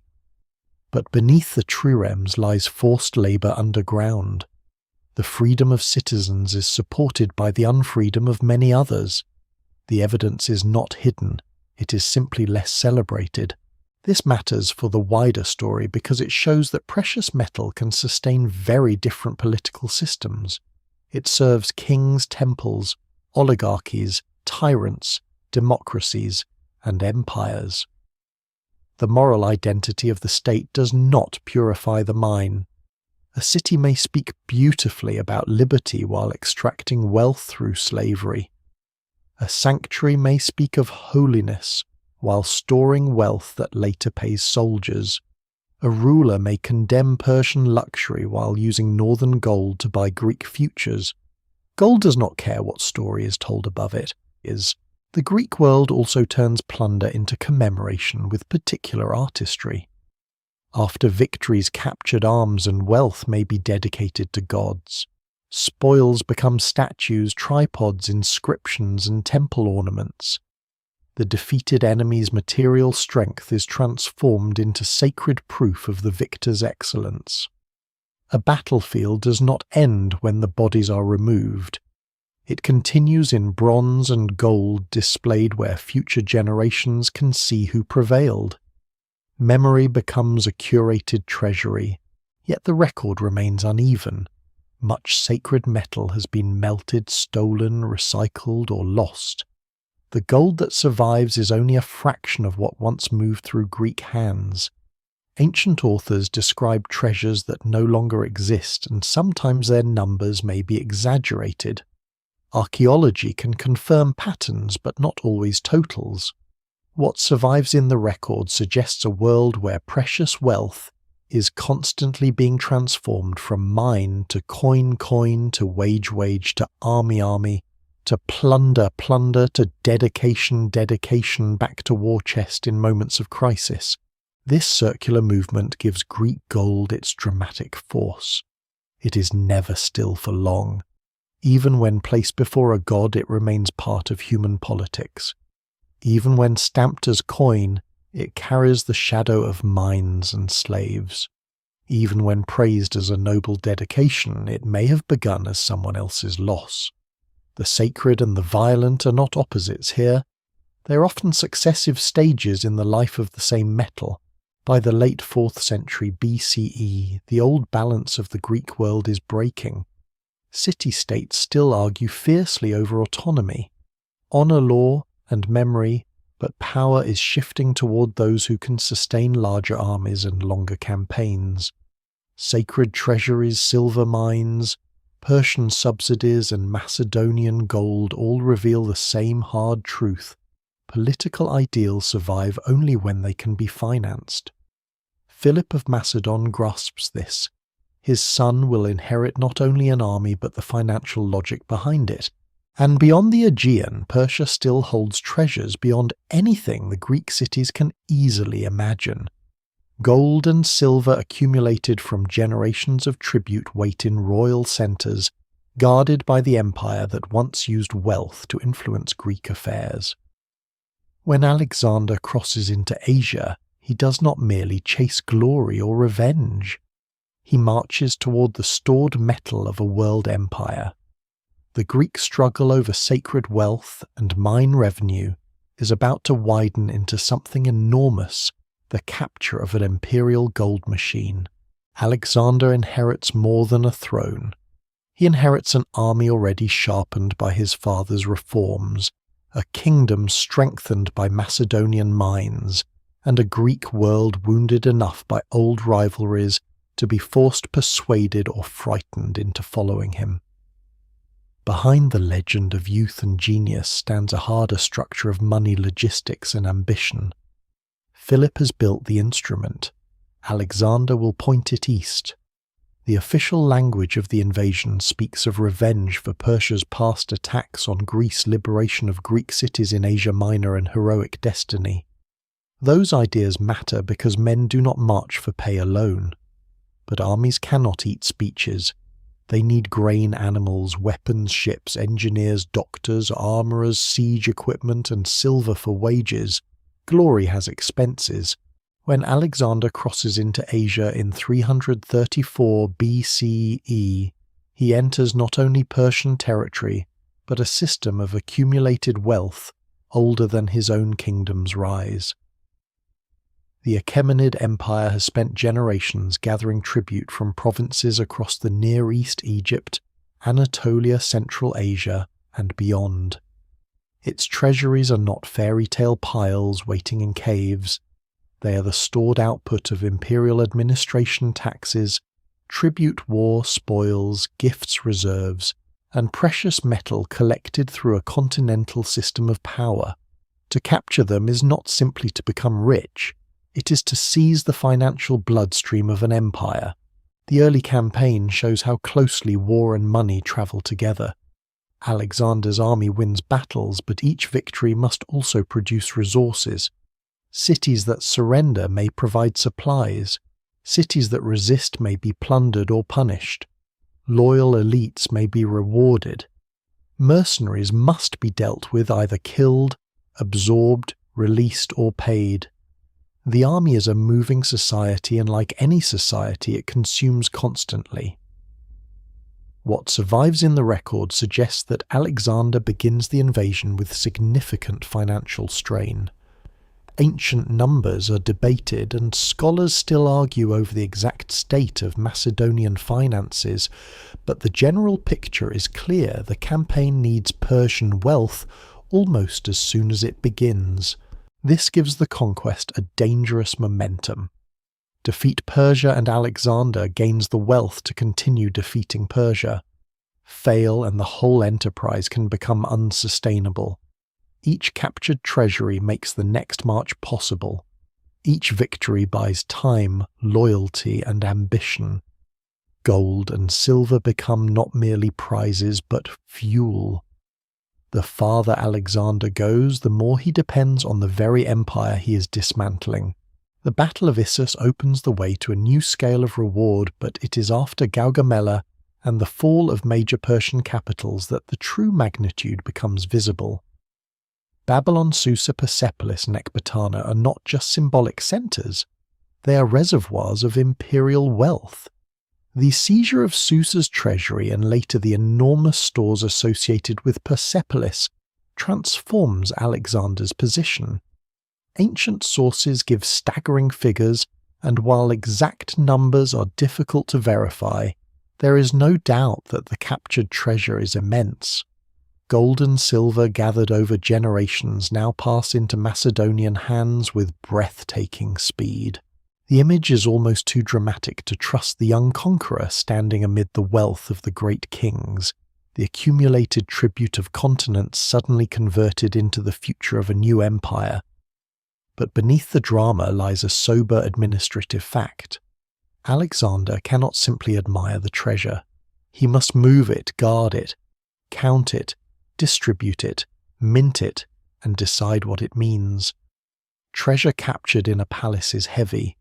It requires animals, wagons, escorts, scribes, and trusted officials. It creates opportunity and danger at once. Soldiers expect rewards. Officers expect honours. Local populations watch anxiously. Former Persian administrators may still be needed because they know how the system works. The conqueror has gained wealth, but also the burden of managing conquest. Gold changes Alexander's army. It allows him to pay debts, reward troops, recruit specialists, hire mercenaries, support longer campaigns, and present himself not merely as Macedonian king, but as successor to a world empire. He can be generous on a scale that strengthens loyalty. In ancient warfare, generosity is never casual. A leader who distributes wealth proves that following him is profitable and honourable. A leader who cannot pay becomes vulnerable to mutiny, desertion, and conspiracy. Alexander's charisma may win devotion, but captured Persian treasure helps keep devotion organized. The treasure also changes the wider economy. When vast amounts of precious metal are released from royal storage and turned into coinage or payments, they do not remain inert. They circulate through soldiers, merchants, cities, workshops, and markets.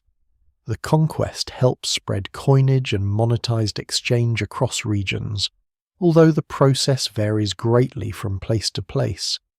Scholars still debate the long-term economic effects, because ancient economies do not behave like modern ones and evidence is uneven.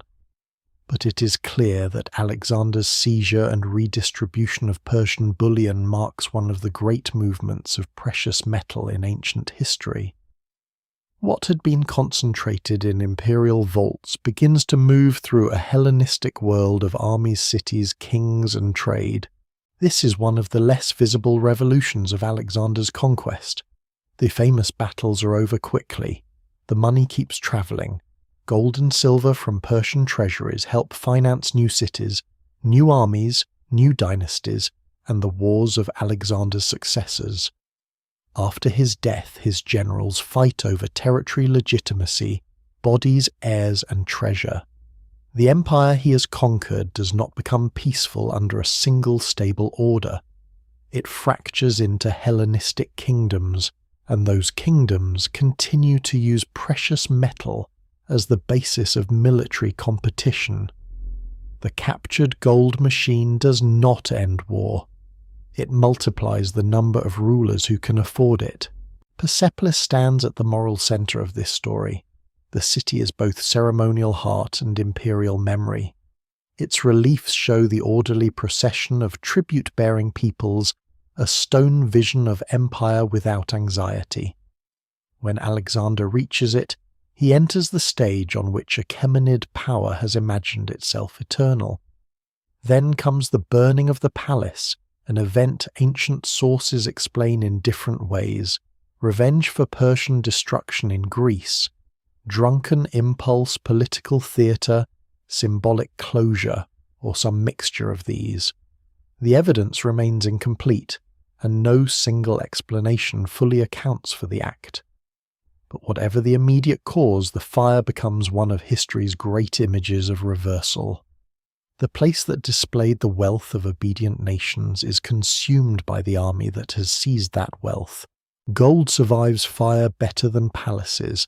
That is part of the tragedy. Architecture burns, carved cedar and fabric vanish. Painted surfaces blacken, but precious metal can be taken away, melted, weighed, and reborn under another authority. The symbolic world of the Achaemenids is damaged, but the material power they stored continues under new names. Alexander destroys and inherits at the same time. His conquest also reveals how treasure can transform identity. At first, he fights as a Macedonian king leading a Greek campaign against Persia. Over time, as he occupies Persian capitals and adopts elements of Persian court practice, the distinction blurs. He is no longer only the avenger of Greece. He becomes a ruler trying to command the same vast world he has conquered. This creates tension among his Macedonian companions, some of whom see Persian customs as corruption. Wealth deepens that tension. The more Alexander possesses the treasure and symbols of the great king, the more he seems to become something larger and stranger than the leader who crossed the Hellespont. Gold is part of that transformation because it allows Alexander to perform universality. He can sacrifice magnificently, reward cities, dress power in luxury, and claim continuity with the empire he defeated. His rule depends on both destruction and adoption. He must show the Persians that he is not merely a looter, while showing Macedonians that conquest has not softened him beyond recognition. The treasure of Persia gives him the means to attempt this balancing act, but not the certainty of success. The soldiers understand gold in more immediate terms. They have marched through heat-hunger battlefields, sieges, and strange lands. They have seen friends die. They have carried wounds and exhaustion farther than many expected to travel in a lifetime. For them, treasure is proof that the suffering has meaning, yet even this proof becomes unstable. The more wealth they receive, the farther Alexander asks them to go. Gold pays them, but it also extends the road. It buys obedience until obedience begins to feel endless. By the time the army reaches the edges of India, the relationship between treasure and ambition has begun to strain. Persia has fallen. Wealth beyond imagination has been seized. Cities have opened their gates. Kings have submitted or died. Yet Alexander keeps moving. At some point, soldiers who once followed the promise of gold and glory begin to see that no amount of either will end the march unless the king's desire ends first. The mutiny at the Hyphasis River is not simply about money, but money can no longer solve it. The men have learned that treasure does not satisfy conquest. It can feed it without ever closing its mouth. This is the great lesson of Alexander's captured gold machine. A treasury can make the impossible possible, but it cannot tell power when to stop. Persian gold finances the fall of Persia, then finances dreams beyond Persia, then finances the wars that follow Alexander's death. It moves from imperial vault to Macedonian payroll, from palace reserve to coin from conquered center, to new capitals from the hands of one great king into the hands of many ambitious successors. It proves that gold is not peace stored in metal form. It is potential energy. Once released into a world of rival armies, it becomes movement pressure and fire. Alexander dies young in Babylon, surrounded by the remains of the empire he's taken, and the uncertainty of what should come after him. His body becomes a political object. His generals become rivals. His treasure, his army, and his legend become things to be divided, claimed, and weaponized. The gold he seized does not die with him. It outlives his plans, his heirs, and the unity of his conquest. It passes into a new age where kings mint coins with their own faces, build cities in their own names, and fight wars made possible by the wealth of a vanished empire. The hand in the mud has travelled far. It has become the tribute of Persia, the payroll of Macedon, the coinage of Hellenistic kings, and the inheritance of armies that cannot stop marching. But another power is rising in the West, slower, at first less glamorous, more disciplined in its appetite. Rome will learn from every world before it, not always consciously but relentlessly. It will discover that gold is not only seized in palaces, it can be ripped from mountains, washed from rivers, taxed from provinces, and worked by bodies the state has chosen not to remember. Rome does not begin as a golden empire. It begins with fields, hills, cattle paths, river crossings, old religious boundaries, and the stubborn politics of a city that learns how to survive among rivals. Its earliest power is not based on dazzling treasure, but on discipline, alliances, land hunger, and the ability to turn defeat into reform. Rome's genius is rarely graceful. It is cumulative, legalistic, practical, and often merciless. It absorbs neighbours, reorganises armies, rewards loyalty, punishes rebellion, and builds a state in which war becomes almost a recurring method of growth. Gold enters this world gradually, then massively, as Rome discovers that conquest can turn distant landscapes into permanent engines of extraction. At first, Roman wealth is tied more closely to land, livestock, and control of Italian communities than to great stores of precious metal. The early Republic fights for security and dominance in central Italy, then across the peninsula. But as Rome expands, it encounters richer enemies, older cities, and wider systems of trade. Victory begins to bring plunder on a scale that changes Roman expectations. Captured arms, silver-gold slaves, and artworks flow into the city. Triumphs display spoils before crowds. Generals become famous not only for defeating enemies, but for the wealth they parade through Rome's streets. Conquest becomes theatre, and treasure becomes proof that the gods, the army, and the Senate have together enlarged the Roman world. The Punic Wars mark one of the great turning points. Carthage is not merely another rival city, it is a maritime power with commercial reach colonies, fleets, and access to resources across the western Mediterranean. The wars between Rome and Carthage are fought for survival influence, revenge, trade routes, and strategic dominance. No single explanation fully accounts for their ferocity. But beneath the grand struggle lies the material question of who will command the western Mediterranean's wealth. Iberia especially matters deeply. Its mines are among the great prizes of the ancient world.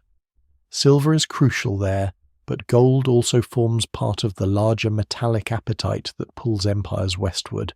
When Rome eventually gains control of Spain, it gains more than territory. It gains access to mines, tribute, manpower, and a harsh frontier where military command and extraction become inseparable. Iberia is not conquered in a single clean act. It resists for generations. Roman armies fight Celtiberians, Lusitanians, and other peoples in long campaigns that are often brutal, exhausting, and poorly remembered outside specialist history. The wealth of the peninsula is therefore not simply discovered and enjoyed. It is forced into Roman systems through war, taxation, enslavement, and settlement. What survives in the record suggests that mining districts become places where imperial profit and human suffering meet with particular clarity. Roman mining is an industrial violence before the industrial age. In places like Las Medulas in northwestern Spain, Rome transforms entire landscapes in pursuit of gold. The technique known as hydraulic mining uses water on a terrifying scale. Channels and reservoirs bring water to the mining area, where it is released to break apart mountainsides and wash gold-bearing earth. The land itself is made to collapse under imperial engineering. Today, the red-eroded cliffs of Las Medulas look almost natural to the unprepared eye, like some strange geological accident, but they are the scar of organized extraction. A mountain was not merely mined. It was dismantled. This is one of Rome's defining contributions to the history of gold, was the transformation of conquest into landscape-scale resource removal. Earlier powers sought mines, guarded routes, and demanded tribute, but Rome's administrative and engineering capacity allows extraction to become relentless. Roads connect mines to military posts and ports. Aqueducts and channels feed operations. Legal structures define ownership and labor. Soldiers secure districts. Officials account for revenue. Slaves, condemned criminals, and coerced laborers enter the dark underside of Roman wealth. The gold coin in a merchant's hand or the gilded object in an elite house may carry within it the memory of a ruined hill and men whose names were never meant to survive. The Dacian Wars under Trajan show this metallic appetite in another form. Dacia north of the Danube is rich in resources including gold, and its kingdom under Decebalus becomes a serious concern for Rome. The wars of 101 to 102 and 105 to 106 CE are not only treasure hunts. They involve frontier security, prestige, military threat, imperial ambition, and the desire to control a powerful neighbour. Yet the wealth of Dacia is central to the aftermath. After conquest, Roman sources and later tradition emphasize the enormous treasure seized, though exact figures are debated and likely shaped by exaggeration. Still, Dacia's gold mines become a major imperial asset, and the victory helps finance Trajan's building programs and public generosity. Here again, gold does political work after the fighting ends. Trajan's column in Rome does not show a simple accounting sheet of gold gained, but it turns the Dacian campaigns into carved memory. The emperor appears as commander, judge, organizer, and bringer of order. The suffering of the conquered is transformed into imperial narrative. Behind that narrative lies the material reward of conquest, mines, slaves, land taxes and treasure. Rome does not merely defeat Dacia, it incorporates Dacia into the machinery of imperial wealth. Roman gold also circulates through coinage in ways that reveal the empire's reach and strain. The aureus and later other gold denominations carry imperial images across provinces. A coin stamped with the emperor's face is a miniature claim of authority. It can pay soldiers on the Rhine, officials in Syria, merchants in North Africa, or suppliers in Britain. The purity and stability of coinage become matters of trust, and when fiscal pressure grows, debasement and monetary reform reveal deeper weaknesses. Gold promises permanence, but even Roman coinage cannot escape politics, shortage, military costs and crisis. The army sits at the centre of this system. Rome's empire is built by soldiers, guarded by soldiers, and in many periods politically decided by soldiers. Paying them is not optional. A ruler who fails to satisfy the army risks rebellion, assassination, or usurpation. Gold, therefore, becomes a military language. Donatives reward loyalty. Coin issues announce legitimacy. A new emperor may need precious metal almost immediately to secure support. In this sense, the empire's mines and treasuries are not passive wealth. They are instruments of survival. The emperor must feed the army that guards the empire, that supplies the gold that pays the army. The circle is powerful but dangerously tight. Rome's appetite reaches into many regions.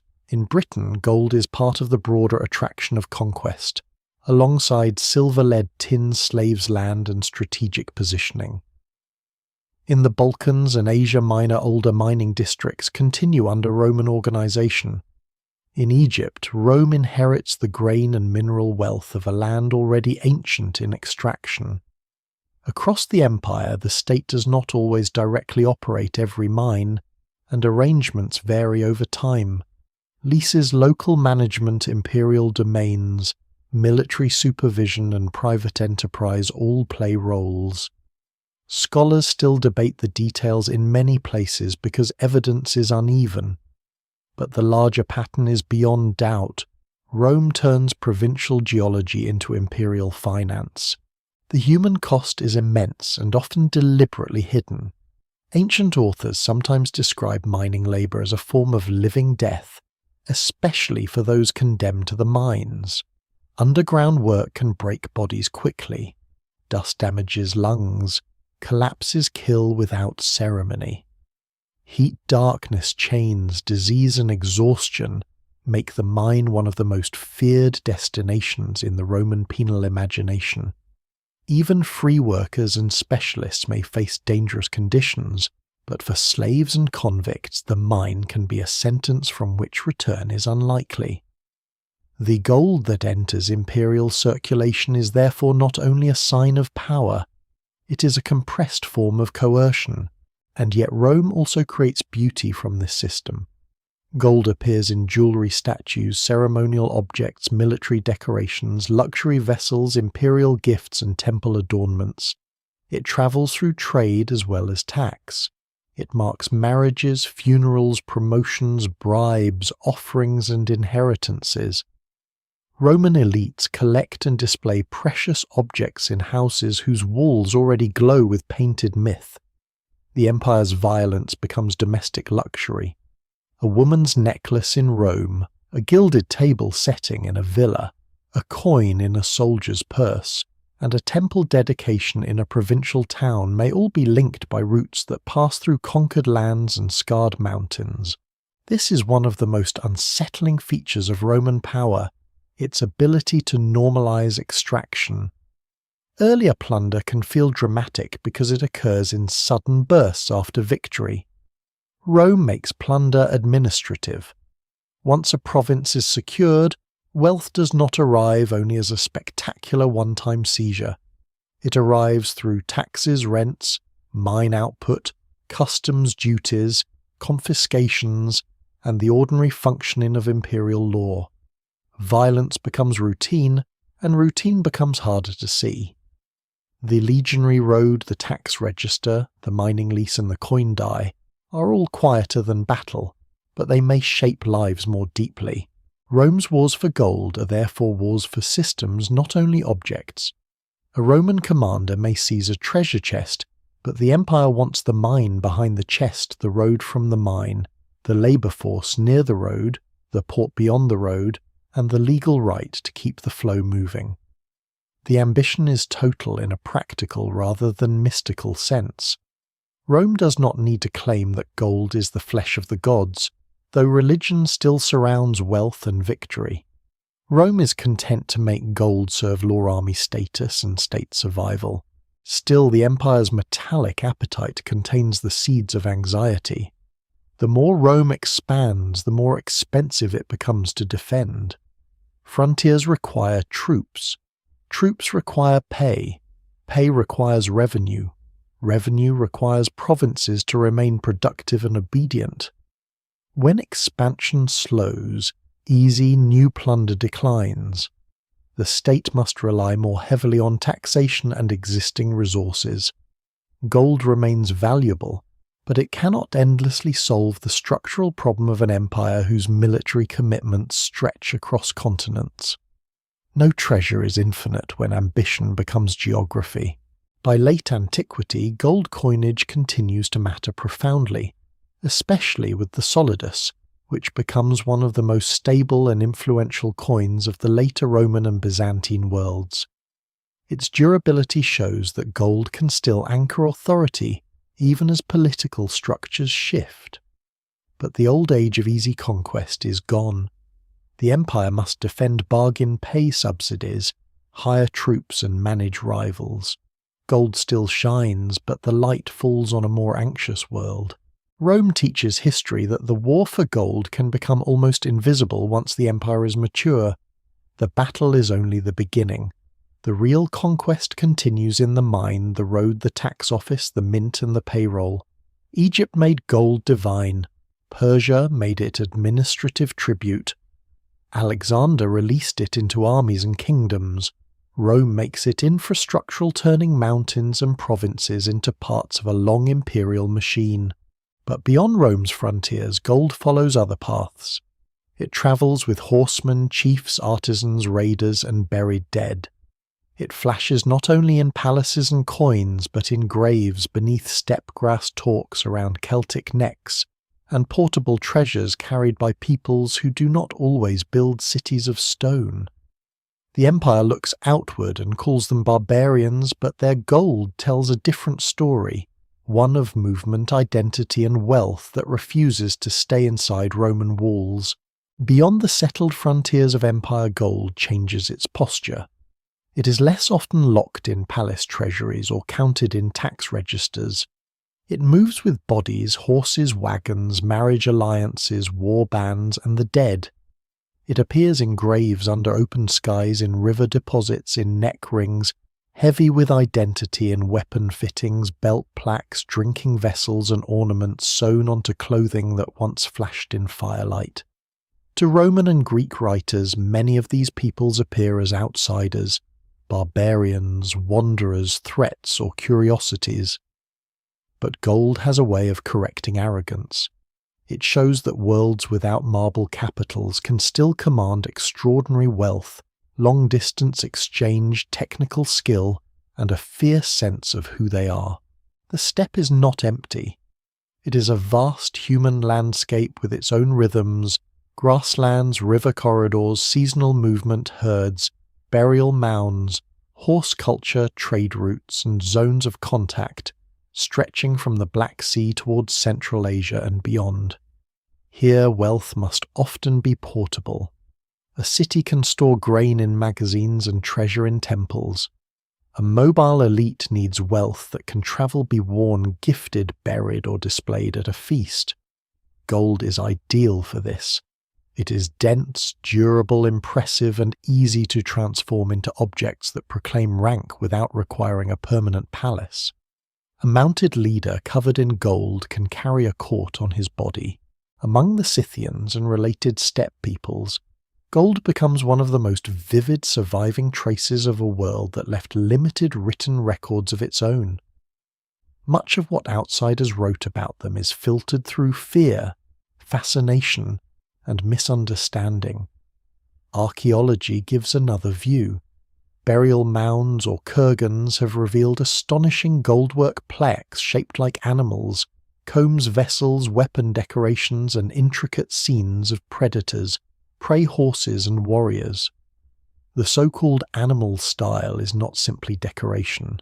It condenses a way of seeing power, movement, danger, and transformation. Deer twist backward, panthers coil, eagles strike. Stags and griffins seem caught between natural observation and mythic force. The evidence remains incomplete, and scholars still debate the exact meanings of many motifs, but the craftsmanship is undeniable. Steppe gold is not crude loot from civilized neighbors. Some objects are locally made by highly skilled artisans, others reflect exchange with Greek colonies, Persian workshops, or mixed artistic environments along frontier zones. The Black Sea region in particular becomes a place where Greek cities and steppe elites interact intensely. Grainfish slaves hides metals, luxury goods, and military relationships move across cultural boundaries. Gold objects from elite burials often reveal this blending. A Greek craftsman may make an object for a Scythian patron.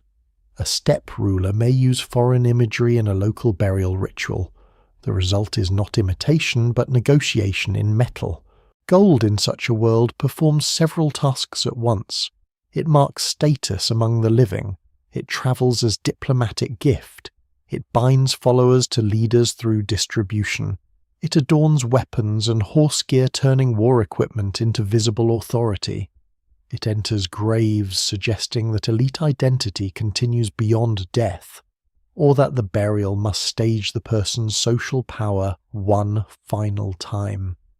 Some tombs contain sacrificed horses, attendants, weapons, and treasures, evidence of a burial culture in which death is not a quiet disappearance but a public act of hierarchy. The beauty can be breathtaking, but the social world behind it may be severe. Empires look at such wealth and feel temptation. Portable gold is easy to imagine as plunder. A nomadic or semi-nomadic elite may not offer cities to capture, but burial mounds can be robbed. Trade routes can be pressured and alliances can be manipulated. The steppe also threatens settled states because it cannot be conquered in the same way a river valley can be conquered. Armies may win battles and still fail to hold grassland mobility. The Persian king Darius I famously campaigns against the Scythians, according to Greek tradition, only to confront the frustration of an enemy who avoids decisive battle and uses distance as a weapon. The details of such accounts are debated, and ancient storytelling often sharpens humiliation for dramatic effect. But the broader strategic lesson is sound. A power built around roads, tribute, and capitals can struggle against people whose wealth and life are not fixed in one place. This gives steppe gold a different political meaning. It is not only wealth, it is proof that power can exist outside sedentary systems. A kurgan filled with gold says that authority here does not need a stone palace to be real. It can gather in a tented camp a mounted retinue, a seasonal assembly, a funeral mound, a chain of gifts, and a network of kinship and fear. To settled observers this may look unstable, but instability is not the same as weakness. Mobility can protect wealth as much as walls do. Farther west, Celtic societies also develop powerful gold traditions that unsettle Roman assumptions. Across parts of Europe, especially in regions later drawn into Roman expansion, gold appears in talks, coins, ornaments, ritual deposits, and elite graves. The torka rigid neck ring, often made of gold or bronze, becomes one of the most recognizable symbols of high status in many Celtic contexts. Worn around the throat, it is intimate and confrontational. It frames the voice and the head, both deeply charged parts of the body in many ancient cultures. A golden torque does not whisper wealth. it announces it at eye level. Celtic goldwork can be technically sophisticated with twisting forms, abstract curves, hidden symmetry, and designs that seem to move under the eye.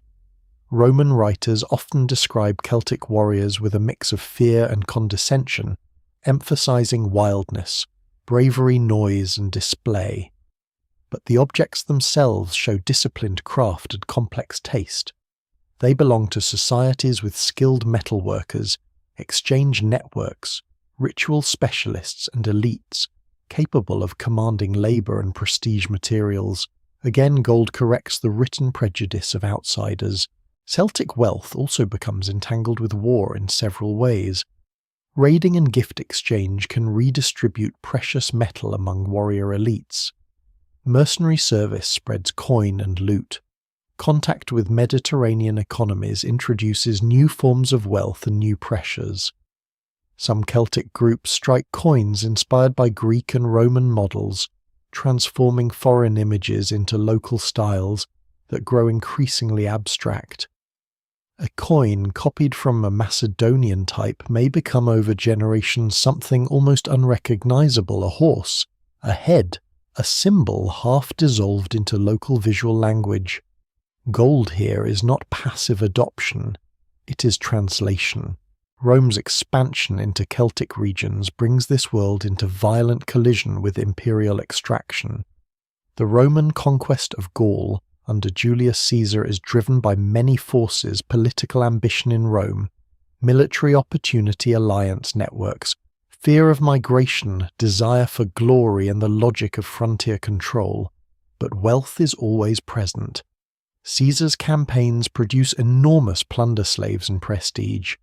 Gold from Gaul helps fuel Roman politics, pay debts, reward soldiers, and elevate Caesar's position in the deadly competition of the late Republic. Ancient reports of Gallic wealth may be exaggerated, but the connection between conquest and financial power is unmistakable. War beyond the Alps becomes a way to reshape power inside Rome. There is a particularly dark symmetry here. Roman authors often present Gauls as greedy raiders, remembering the trauma of the Gallic sack of Rome centuries earlier. Yet Rome's own conquest of Gaul becomes one of the most profitable acts of organized violence in the Republic's history. The label of barbarian does useful work. It makes the enemy's wealth seem illegitimate, available, almost waiting to be disciplined by Roman order. But from the perspective of the conquered, Roman order arrives with fire enslavement tribute and the stripping of sanctuaries and elites. Gold also enters rivers, bogs, and sacred landscapes beyond the Mediterranean. In many parts of ancient Europe, valuable objects are deliberately deposited in water or wetlands not lost by accident, but offered hidden or ritually removed from circulation.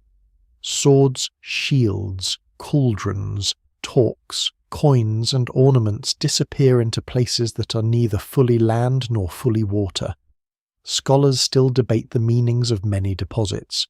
Some may be offerings to gods or ancestors. Some may mark victories. Some may be emergency hoards never recovered. Some may belong to rituals whose logic is only partly visible now. But the pattern shows that gold does not always behave like treasure in the modern sense. Sometimes its highest use is to vanish. That idea would puzzle a conqueror looking for loot. To bury gold with the dead or cast it into water is to deny it ordinary circulation. But it may also be the strongest possible statement that certain relationships matter more than use. A chief's tor in a grave, a gold object in a river, or a hoard hidden under soil may bind the living to forces not easily measured. Gold is valuable partly because it can be sacrificed. Only something powerful is worth removing from human hands. This sacred removal, however, creates future violence. Graves can be opened, hoards can be hunted, rivers can be dredged. Stories of lost Celtic gold, Scythian tombs, and barbarian treasure attract not only archaeologists but looters, kings, soldiers, and treasure seekers across centuries. Even after the societies that made these objects change or disappear, their gold continues to generate desire. The dead do not stop being robbed simply because they are ancient. The steppe and Celtic worlds reveal a form of gold power that empires never fully control. It is portable personal ritual and fiercely tied to identity. It can be worn by a warrior buried under a mound gifted at a feast cast into a river, or copied into strange coinage that mocks the neat images of kings. It does not always fit the administrative habits of Persia or Rome. Yet that is precisely why empires want to capture it, classify it, melt it, and turn it into tribute or coin. As Rome expands, many of these frontier gold worlds are absorbed, transformed, or pushed farther away. But the memory of them remains in burial mounds, museum cases, damaged hoards, and landscapes where ploughs occasionally strike metal that once belonged to a vanished elite. Gold has crossed another boundary. It is no longer only the property of divine kings or imperial treasuries. It belongs also to moving peoples, warrior identities, sacred waters, and graves under open skies. And beyond those frontiers, across deserts and trade routes linking Africa, Europe, and Asia, new golden systems are forming where faith, commerce, and empire will pull the metal into another age of conflict. As Rome's Western power weakens and the old frontiers shift, gold does not disappear from history. It changes hands, changes routes, changes languages, and changes the stories told around it. The late ancient and medieval worlds do not inherit a quiet landscape after empire. They inherit roads, still useful mines, still remembered cities, still hungry, coinage still trusted or distrusted, and borderlands where soldiers, merchants, monks, nomads, and tax collectors all move through the broken and remade spaces of power. Gold becomes less a single imperial possession than a restless traveller crossing between Byzantium Islamic caliphates, African kingdoms, steppe powers, European courts, and the ports of the Mediterranean. It is no longer only the treasure of conquest. It becomes the bloodstream of faith diplomacy and frontier war. In the Eastern Mediterranean, the Roman Empire survives in a transformed form. Modern historians call it Byzantine, though its people continue to think of themselves as Romans. Constantinople stands like a hinge between continents, guarding the Bosporus looking toward the Balkans, Anatolia, the Black Sea, Syria, Egypt, and the sea lanes of the Eastern Mediterranean. Its walls are not only military defences, they protect an imperial system that still knows the language of gold. The solidus, the high-quality gold coin first established under Constantine, becomes one of the most respected currencies of the late antique and early medieval world. Its stability is not perfect in every era, and monetary history is always more complicated than legend. But for centuries, Byzantine gold carries a reputation for reliability that reaches far beyond the empire's borders. A gold coin can do what an army cannot. It can pass through enemy hands without looking like invasion. It can pay mercenaries, secure alliances, ransom captives, buy peace reward officials, support diplomacy, and impress foreign rulers. Byzantine emperors understand this deeply. They rule a state often surrounded by powerful rivals: Persians, Arabs, Bulgars, Avars, Slavs, steppe peoples later, Turks and Western powers whose loyalty shifts with weather and opportunity. Sometimes Byzantium fights with soldiers. Sometimes it fights with marriages, titles, silks, relics, ceremony, and gold. The empire's critics may call this cunning or decadence, but survival across centuries requires more than battlefield courage.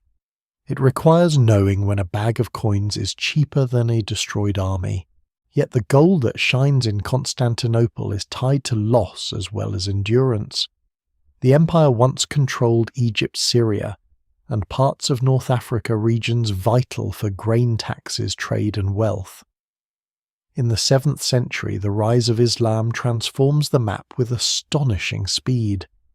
Arab-Muslim armies defeat Byzantine and Sasanian forces, take Syria, Egypt and Persia, and create a new political and religious world stretching from Arabia into former Roman and Persian lands.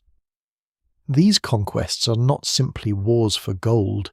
They arise from religious transformation, tribal politics, imperial exhaustion, strategic openings, and the momentum of victory. No single explanation fully accounts for their speed or success. But once the new caliphates form, they inherit and redirect enormous systems of taxation, coinage, trade, and precious metal. The early Islamic world understands gold both as material wealth and as a tool of legitimacy. The gold dinar influenced by earlier Byzantine coinage, but gradually transformed with Islamic inscriptions and identity, becomes a major currency. This shift is more than technical. It marks a new civilization stamping its authority onto a metal long associated with older empires. Where images of emperors once stood, religious declarations and caliphal authority appear. Gold becomes a bearer of faith and statehood. It moves through markets, tax systems, military payments, pilgrim routes, and long-distance trade networks that connect the Mediterranean with Arabia, Persia, Central Asia, India, and Africa. Here the story widens dramatically toward the Sahara. For the ancient Mediterranean, much gold had come from places known through conquest, mining, and tribute. In the medieval Islamic world, the gold of West Africa becomes increasingly central. South of the Sahara regions, rich in gold, connect with North African and Middle Eastern markets through caravan trade. Camels make the desert crossable in a new way, though never easy. Caravans move across routes that depend on wells oases, guides, political agreements, and extraordinary endurance. Salt moves south, gold moves north. Alongside them travel cloth copper books, enslaved people, horses, ivory beads, ideas, law, and faith. The Sahara is not an empty barrier. It is a difficult sea of land navigated by experts. Its routes become frontiers of profit and danger. Control of oases, caravan towns, and desert passages can matter as much as control of mines. The goldfields themselves are often located farther south in forest and savanna zones beyond the direct reach of North African states. This distance creates a chain of intermediaries. Gold changes hands before it reaches the Mediterranean, and each hand tries to preserve advantage. What survives in the records suggests that secrecy around gold sources is sometimes deliberate. Traders and rulers benefit from mystery. If outsiders know exactly where the gold begins, they may try to bypass the middlemen. That uncertainty becomes part of the metal's power. Medieval geographers and travellers describe lands of gold with fascination, but their knowledge is uneven, shaped by rumour trade information and second-hand accounts. Scholars still debate details of early trans-Saharan gold flows because the evidence is scattered across archaeology, Arabic texts, environmental history, and later traditions. Yet the broad reality is clear. West African gold becomes crucial to the economies of North Africa and the wider Islamic world. It helps mint coins, finance states, enrich cities, and draw distant attention toward kingdoms that many outsiders only partly understand. Ghana, Mali, and later Songhai stand at different points in this long story. These empires do not necessarily control every gold mine directly. Their power often lies in controlling trade routes, taxation points, markets, and the political conditions that allow gold to move. This is a subtle but important distinction. A ruler does not need to own the underground source if he can command the road from it. A city does not need to produce gold if every caravan must pass through its gates. Once again, wars for gold become wars for systems, routes, towns, taxes, river crossings, desert wells, and the obedience of merchants. North of the Sahara, Islamic dynasties also fight over access to this wealth. Control of Morocco, Ifriqiya, Egypt and trans-Saharan terminals can mean access to gold flows.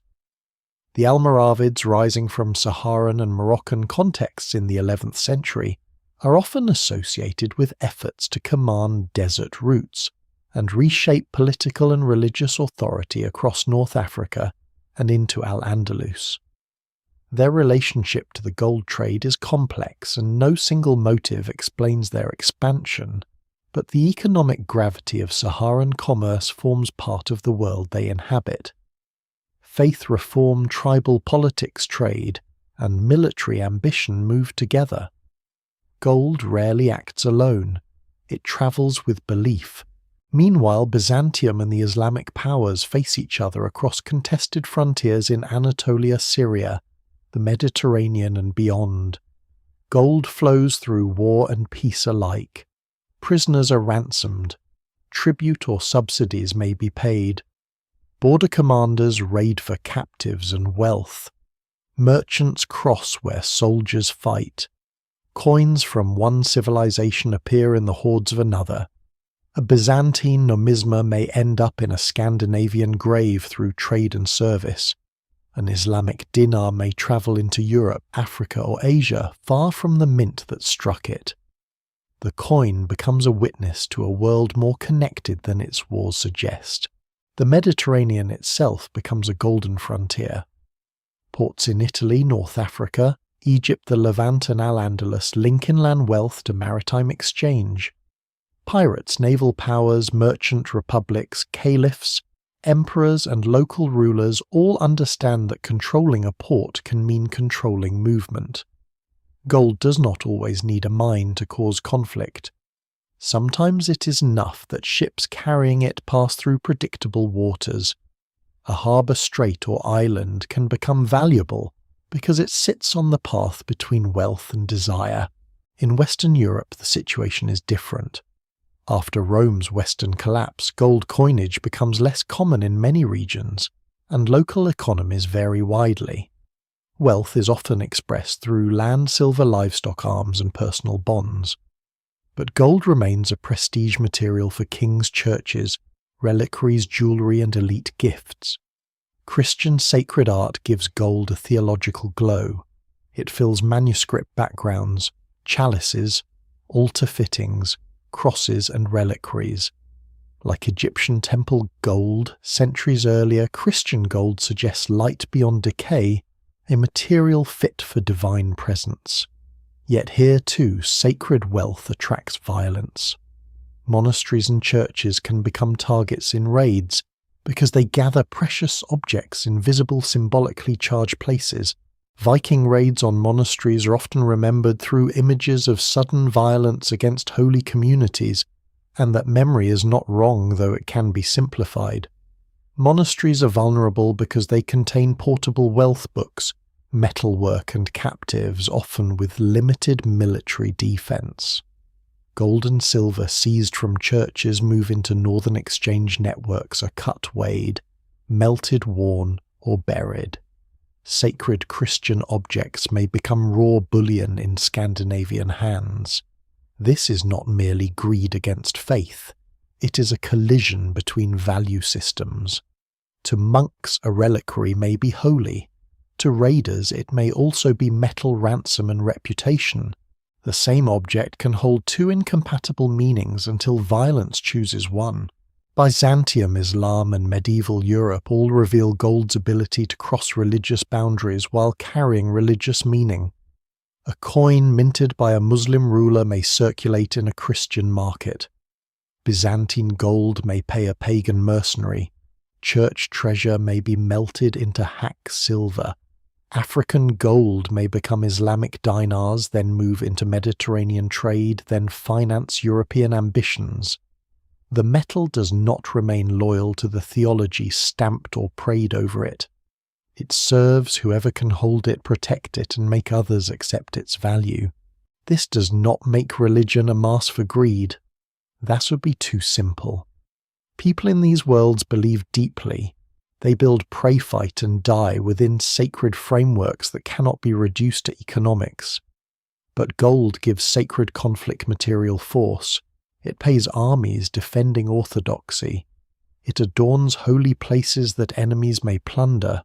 It rewards allies in wars described as righteous. It moves through pilgrimage routes and ransom negotiations.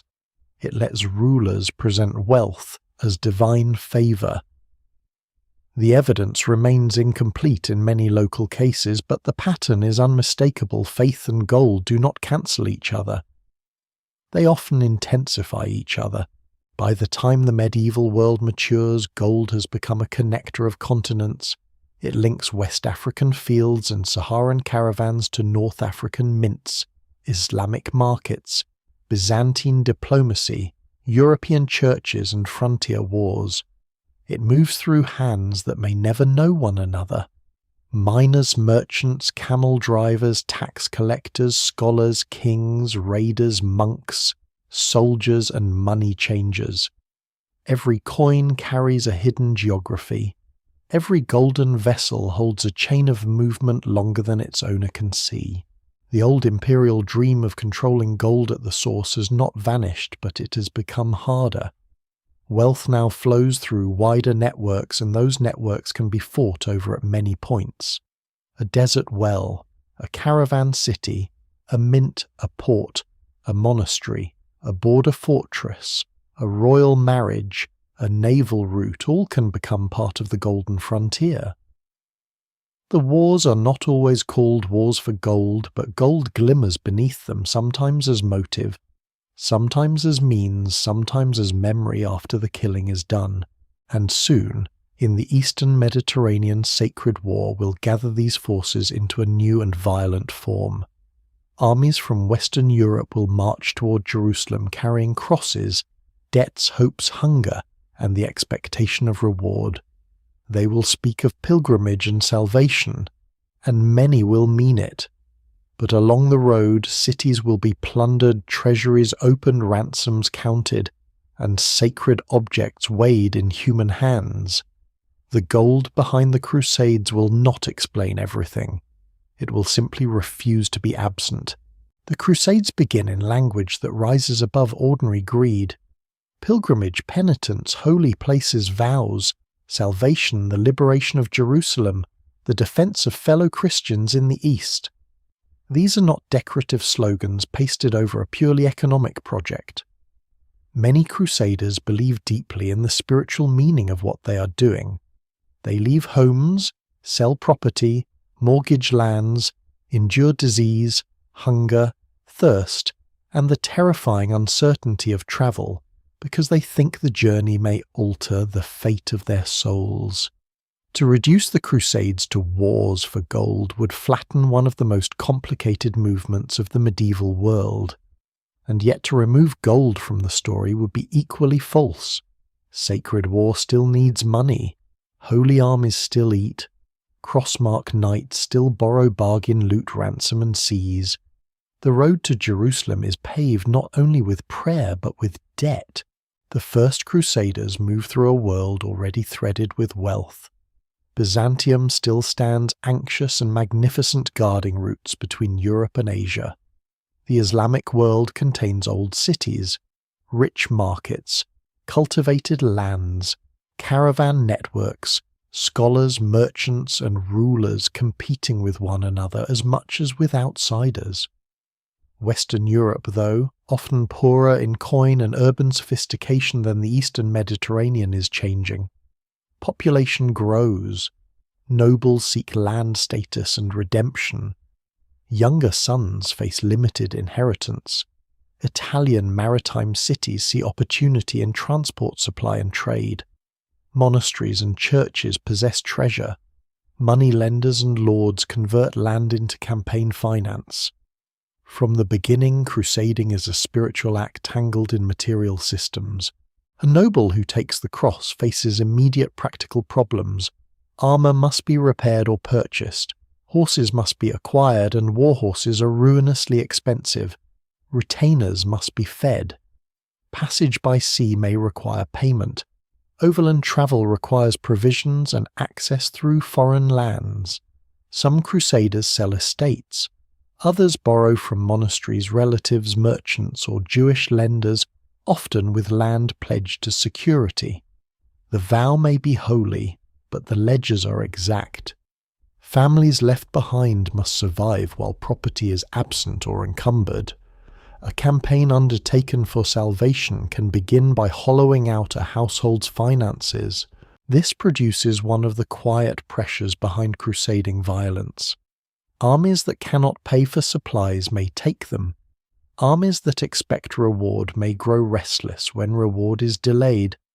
Pilgrims with weapons moving in enormous numbers through lands not prepared to feed them become dangerous even before reaching enemies. The First Crusade's passage through Byzantine territory exposes this tension clearly.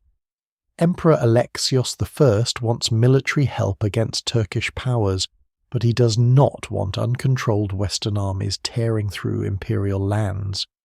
The Crusaders need markets, guidance, and supplies. The Byzantines need discipline oaths and some assurance that recovered territories will not simply become Western prizes. Both sides share a religious world in theory, but mistrust shadows every exchange. Gold mediates the mistrust. Gifts, payments, supplies, and promises help keep the movement from collapsing. Byzantine wealth impresses many Westerners, but it also breeds suspicion and envy.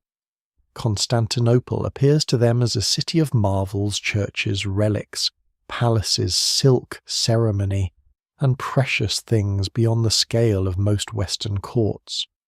To Byzantine observers, many crusaders appear violent, poorly controlled, and dangerously hungry. Each side sees the other through partial truths. The Eastern Empire has gold and sophistication. The Western armies have military force and need. That combination is unstable. When Crusader armies enter the Levant, the material reality hardens.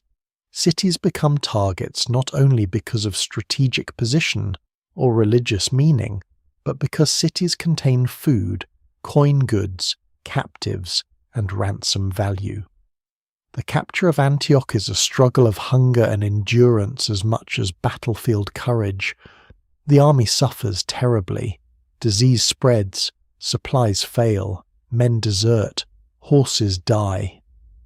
At moments, the crusade seems less like a triumphant holy movement than a starving human mass trapped between hope and collapse. When such an army takes a city, plunder is not an accidental side effect. It is a release of pressure, a reward, and a method of survival. Jerusalem itself carries a meaning no other city can match for the Crusaders. Its capture in 1099 is remembered through sacred triumph and horrifying slaughter. Here gold stands in a complicated relationship to violence. The city is not seized because it is merely rich. It is seized because it is Jerusalem.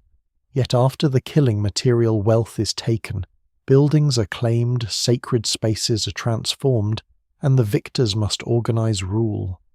Relics, church endowments, taxes, ports, pilgrimage revenue, and landed income become part of the new Latin East. Holy conquest must become administration, or it will not last. The Crusader states that emerge after the First Crusade are fragile. They are stretched across unfamiliar landscapes dependent on fortified cities, castles, local alliances, maritime links, and constant military readiness. Their survival requires money. Castles must be built and garrisoned. Knights must be maintained. Mercenaries must be paid. Diplomacy with Muslim neighbours, Byzantine powers, Armenian lords and Western reinforcements requires gifts and negotiations. Pilgrims bring devotion, but also revenue. Ports connect the Crusader states to Italian merchants who expect commercial privileges in return for naval support. Sacred geography becomes an economy. Ransom becomes one of the most revealing forms of wealth in this world. Captured nobles are not always killed. They can be priced.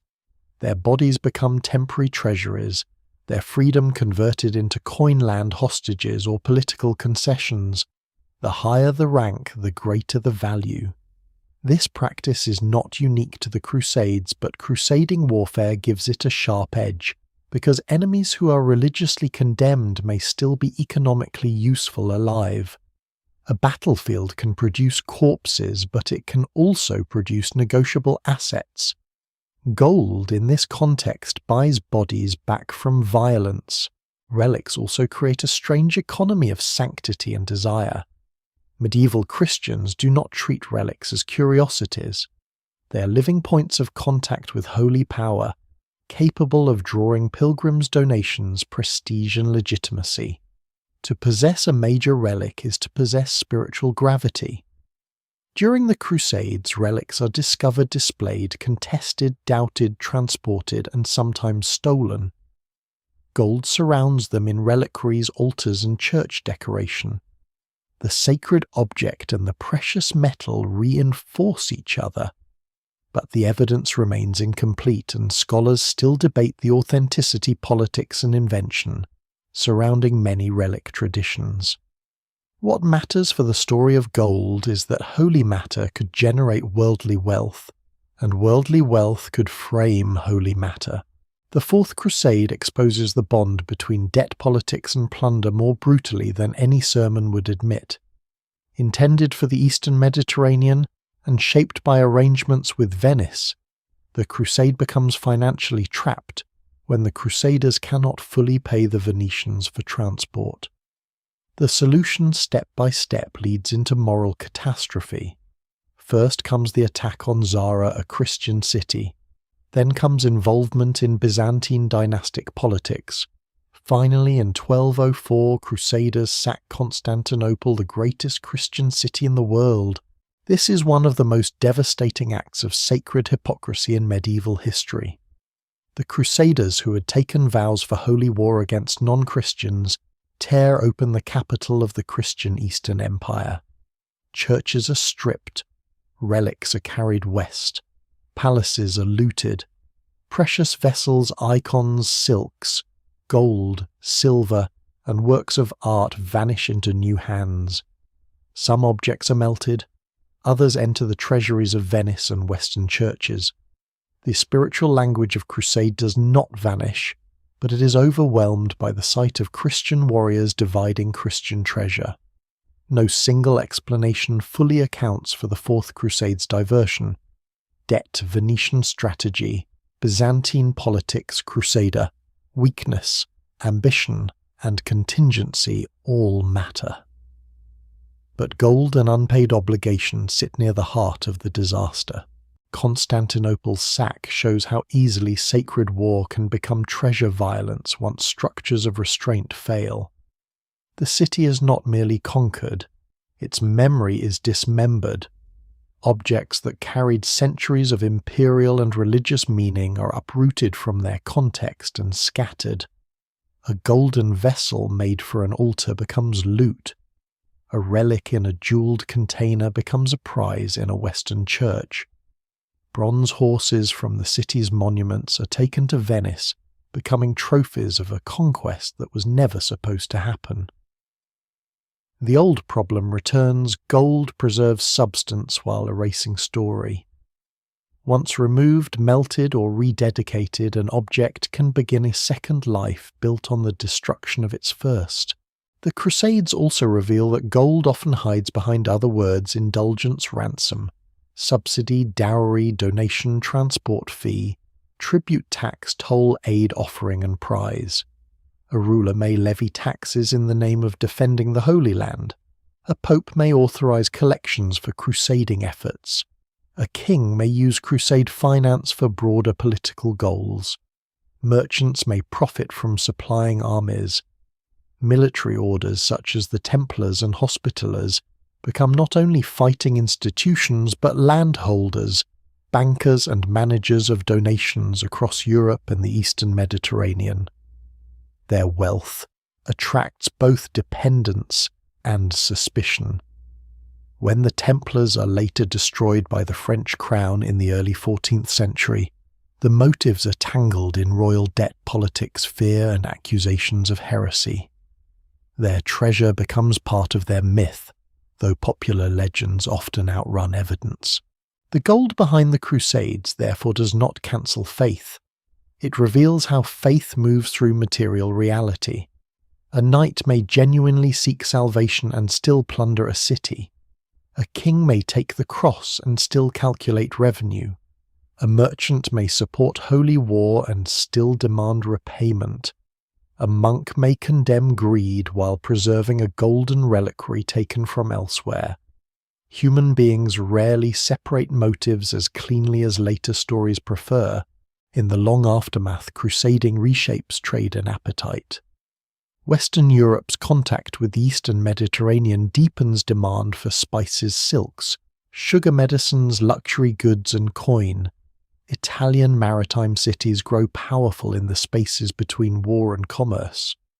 Gold and silver move through markets, ports, and treasuries, while memories of holy war continue to justify campaigns in the Levant, Iberia, the Baltic, and beyond. The crusading idea proves adaptable. It can sanctify frontier expansion, political violence, and campaigns where material gain and religious purpose are inseparable. By the end of this age, gold has passed through another transformation. It is now the metal of altars and ransoms of knightly debts, and merchant contracts of looted churches and fortified ports, of kings taxing salvation, and cities profiting from pilgrimage. It shines inside reliquaries meant to lift the mind toward heaven, but it also lies beneath the most earthly bargains.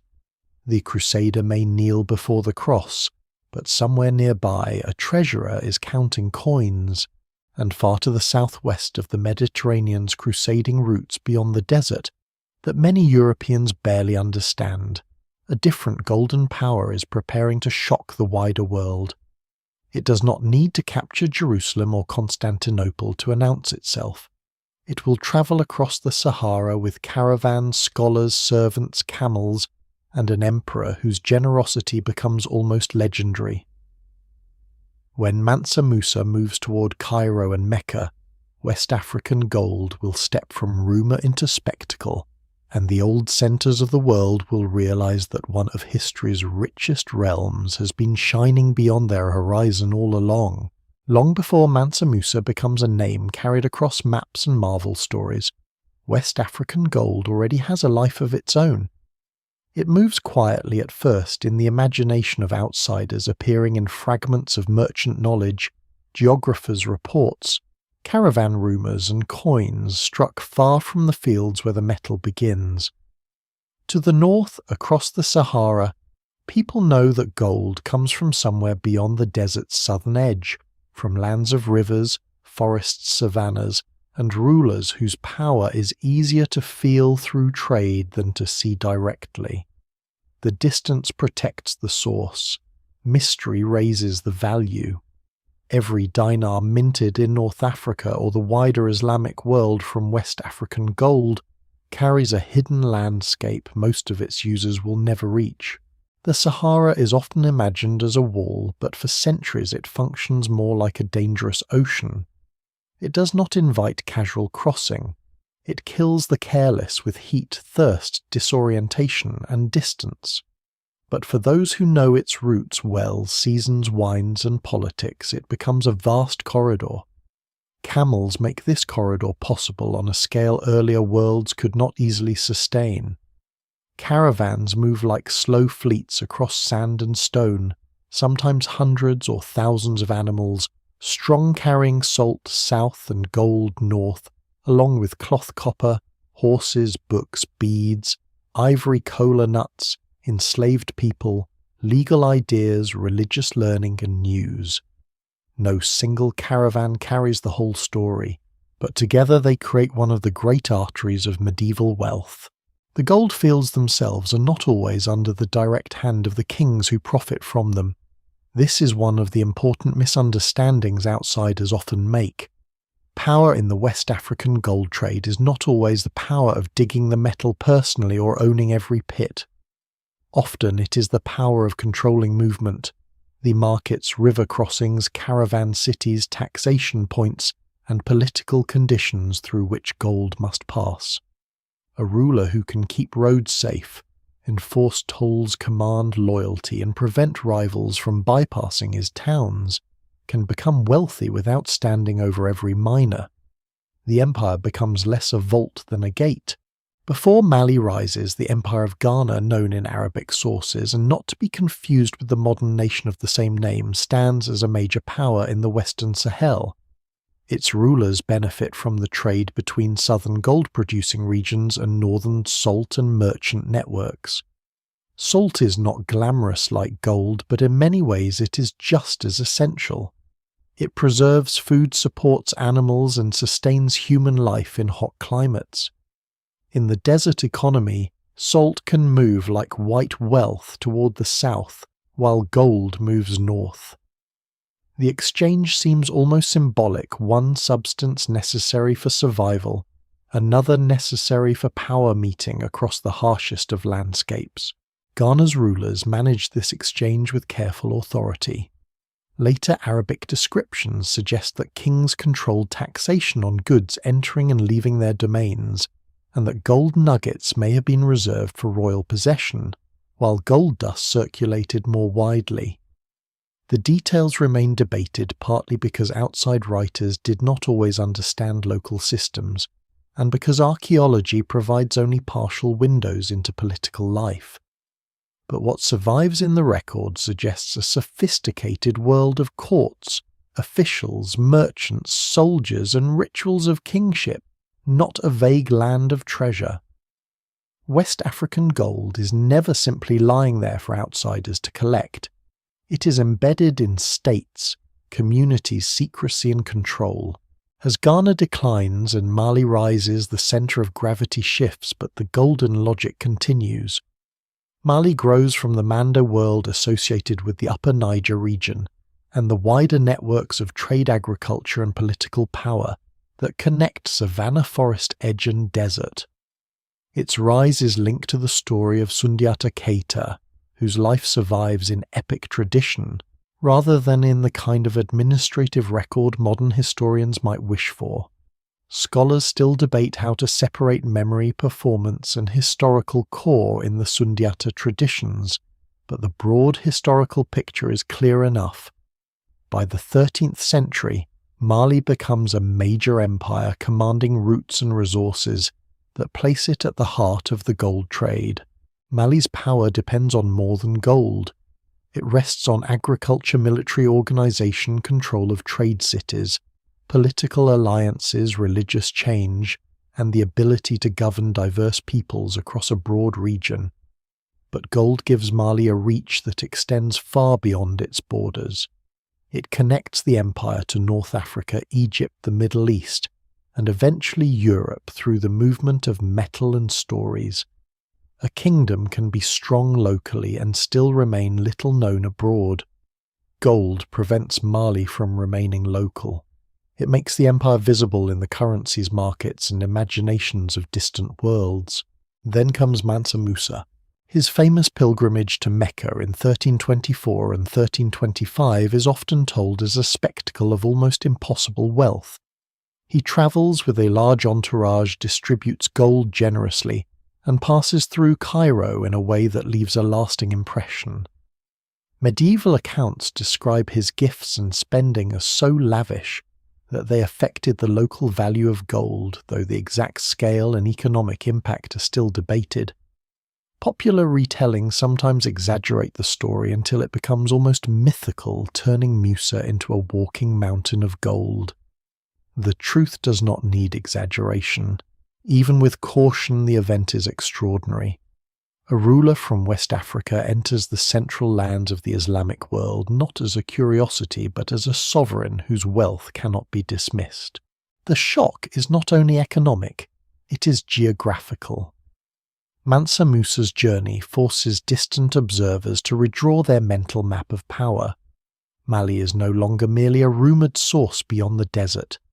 It is an empire represented by a ruler who can move with splendour through Cairo, one of the great cities of the age, and continue onward toward Mecca as a Muslim king participating in the sacred geography of Islam. His gold announces wealth, but his pilgrimage announces belonging. He is not outside the world system, he is one of its major figures. This matters because gold often attracts misunderstanding. Outsiders may see wealth and imagine only treasure, as though the civilization behind it exists for the purpose of supplying metal to others. Mansa Musa's pilgrimage disrupts that simplification. He appears as a patron, a believer, a diplomat, a ruler, and a participant in intellectual and religious networks. After his pilgrimage, Mali's reputation grows, and so does attention to cities such as Timbuktu and Gao, which become associated with trade-learning manuscripts, scholars, mosques, and political authority.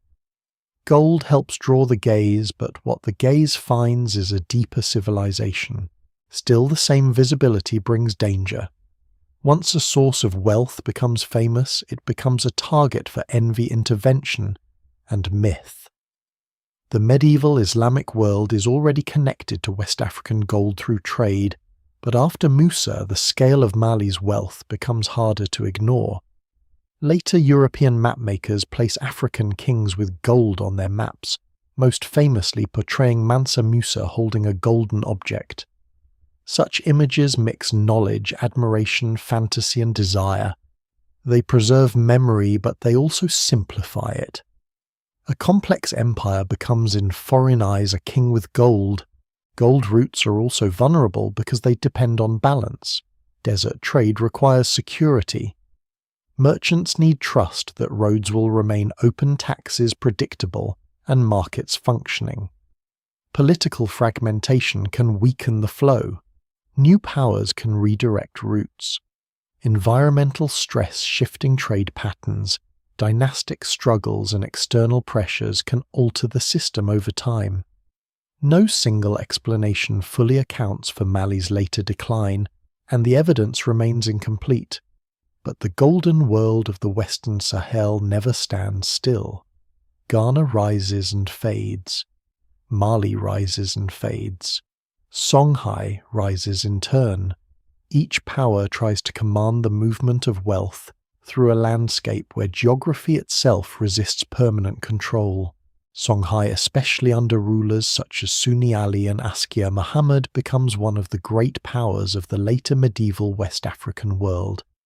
It controls major cities and trade routes along the Niger, and its story again shows that gold is part of a wider imperial ecology. River transport, agriculture, military force, Islamic scholarship, local religious practice, taxation, and Saharan commerce all intertwine. Timbuktu's fame as a centre of learning grows in this world, reminding us again that the wealth of gold can support libraries and scholarship as well as armies. The same trade routes that carry metal also carry books, but wealth draws violence from new directions. In the late 16th century, Morocco launches an invasion of Songhai driven by political ambition and the desire to control Saharan trade, including access to gold. The Moroccan army crosses the desert with firearms, a remarkable and brutal logistical achievement, and defeats Songhai forces at the Battle of Tondibi in 1591. The invasion does not simply transfer West African wealth neatly into Moroccan hands. The reality proves far more difficult. Distance resistance, disease supply problems, local politics, and the complexity of controlling trade undermine the dream of easy domination. This is a familiar pattern in wars for gold. Outsiders imagine wealth as something that can be seized by capturing a city or defeating an army. But gold systems are networks, and networks do not always obey conquerors. The Moroccan campaign marks a turning point, but not the end of West African history.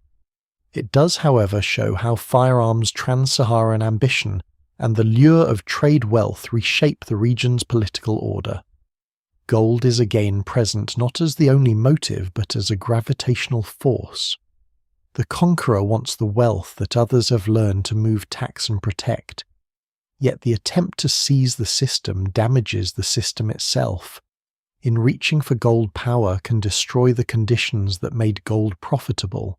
This is one of the deep ironies of the entire story. Gold creates roots, cities, scholarship, diplomacy, and imperial splendor. It also invites violence that can fracture the very networks it enriches. A caravan road thrives on trust and stability. A war for the road can turn wells into ambush points and markets into ruins. A city grows wealthy by welcoming merchants. Conquest can make merchants flee. A ruler becomes famous for gold. Fame draws enemies who think wealth is simpler than it is. Mansa Musa's golden shockwave therefore echoes in two directions. In one direction, it expands the world's awareness of Mali, West Africa, and the deep importance of Saharan trade. It shows a Muslim emperor from the Western Sahel moving with dignity and unmatched wealth through the heartlands of Islam. In the other direction, it feeds foreign imagination, turning African gold into an object of longing for people who do not understand the societies that produce and govern it. That longing will not remain confined to maps and stories. Far beyond the Sahara, Europe is changing. Its merchants, monarchs, and navigators increasingly seek direct access to the sources of gold and other wealth. They want to shorten the chain, bypass intermediaries, and reach the lands that rumour has gilded.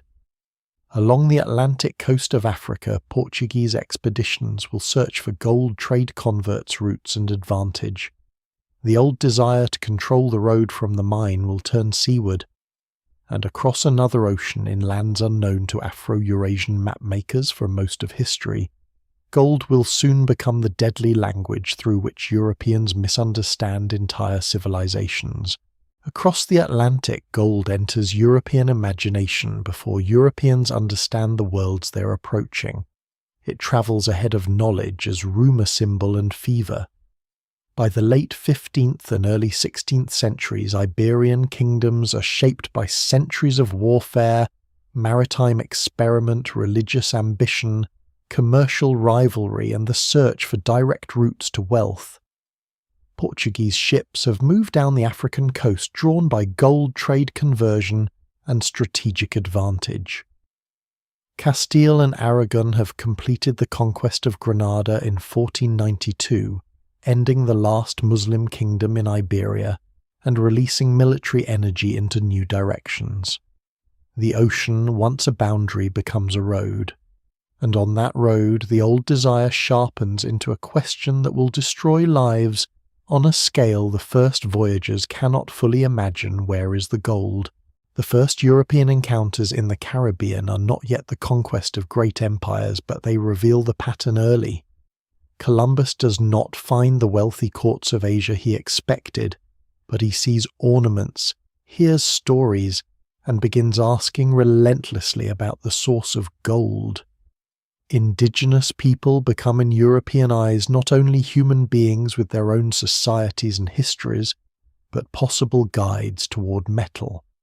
The misunderstanding is immediate and disastrous. A small ornament becomes evidence of hidden abundance. A gesture becomes a map. A rumour becomes a command. Europeans arrive with categories already prepared. Gold means wealth. Wealth means royal favour. Royal favour means legitimacy, and legitimacy means more ships, more men, more claims. In the Caribbean, the hunger for gold turns quickly into forced labour violence and demographic catastrophe. Indigenous communities face not only European weapons and demands, but diseases to which they have no previous exposure, as well as enslavement, displacement, food disruption, and the collapse of social worlds under impossible pressure. Gold is not the sole cause of this catastrophe. Disease alone reshapes the hemisphere with terrifying force, and colonization brings many forms of exploitation. But gold helps set the early tempo. It gives the newcomers a measurable obsession. It pushes them to demand tribute search. Rivers punish resistance and treat human lives as tools for extraction. The evidence from the early Caribbean is painful because it shows how quickly myth becomes policy. Spaniards imagine islands as treasure fields, and when reality disappoints, they tighten control rather than abandon the fantasy. Indigenous people are assigned labour made to produce gold where deposits are limited and punished for failing to satisfy expectations, built partly on European dreams. The metal's scarcity does not soften the system, it makes it more desperate. In the gap between imagined abundance and actual production, cruelty expands. Then the Spanish encounter the mainland empires. The conquest of the Aztec Empire is often told through a narrow spotlight: Hernán Cortés, Tenochtitlan, Moctezuma, steel horses, gunpowder and gold. But the real story is far more complex. The Mexica world at the center of the Aztec Triple Alliance is not a passive treasure house waiting to be opened. It is a powerful political system with tributary provinces, markets, temples, armies, canals, causeways, scribal traditions, ritual obligations, and enemies of its own. Tenochtitlan, rising from the lake, is one of the great cities of the world, a place of astonishing organization and beauty. The Spanish are not simply stronger men arriving among weaker ones. They are a small foreign force entering an already tense political landscape, where many indigenous groups resent Mexican domination and make strategic choices under conditions of danger and uncertainty. Gold matters to the Spaniards immediately. They see ornaments, discs, masks, and objects that carry religious, artistic, and political meaning in the indigenous world. To the Mexica and their neighbours, gold is valuable, but not in the same way it is to Europeans.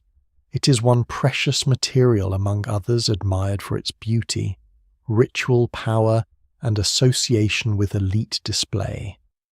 Feathers, jade, turquoise cacao, cotton, obsidian, and other goods can carry enormous importance. The Spanish fixation on gold is therefore culturally revealing. They look at a sacred or royal object and see metal first. The object's story, godmaker, and context fade behind its melt value. This is one of the deepest forms of violence in the conquest, the reduction of meaning to bullion. A golden object shaped for ceremony can be broken, melted, and recast into ingots. Its artistry disappears. Its religious life is erased.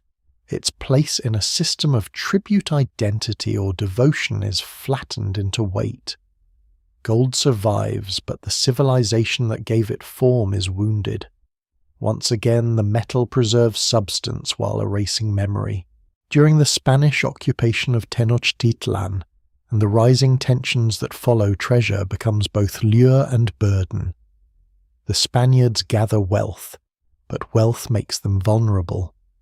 The famous retreat from the city, often remembered as La Noche Triste, reveals the physical danger of greed.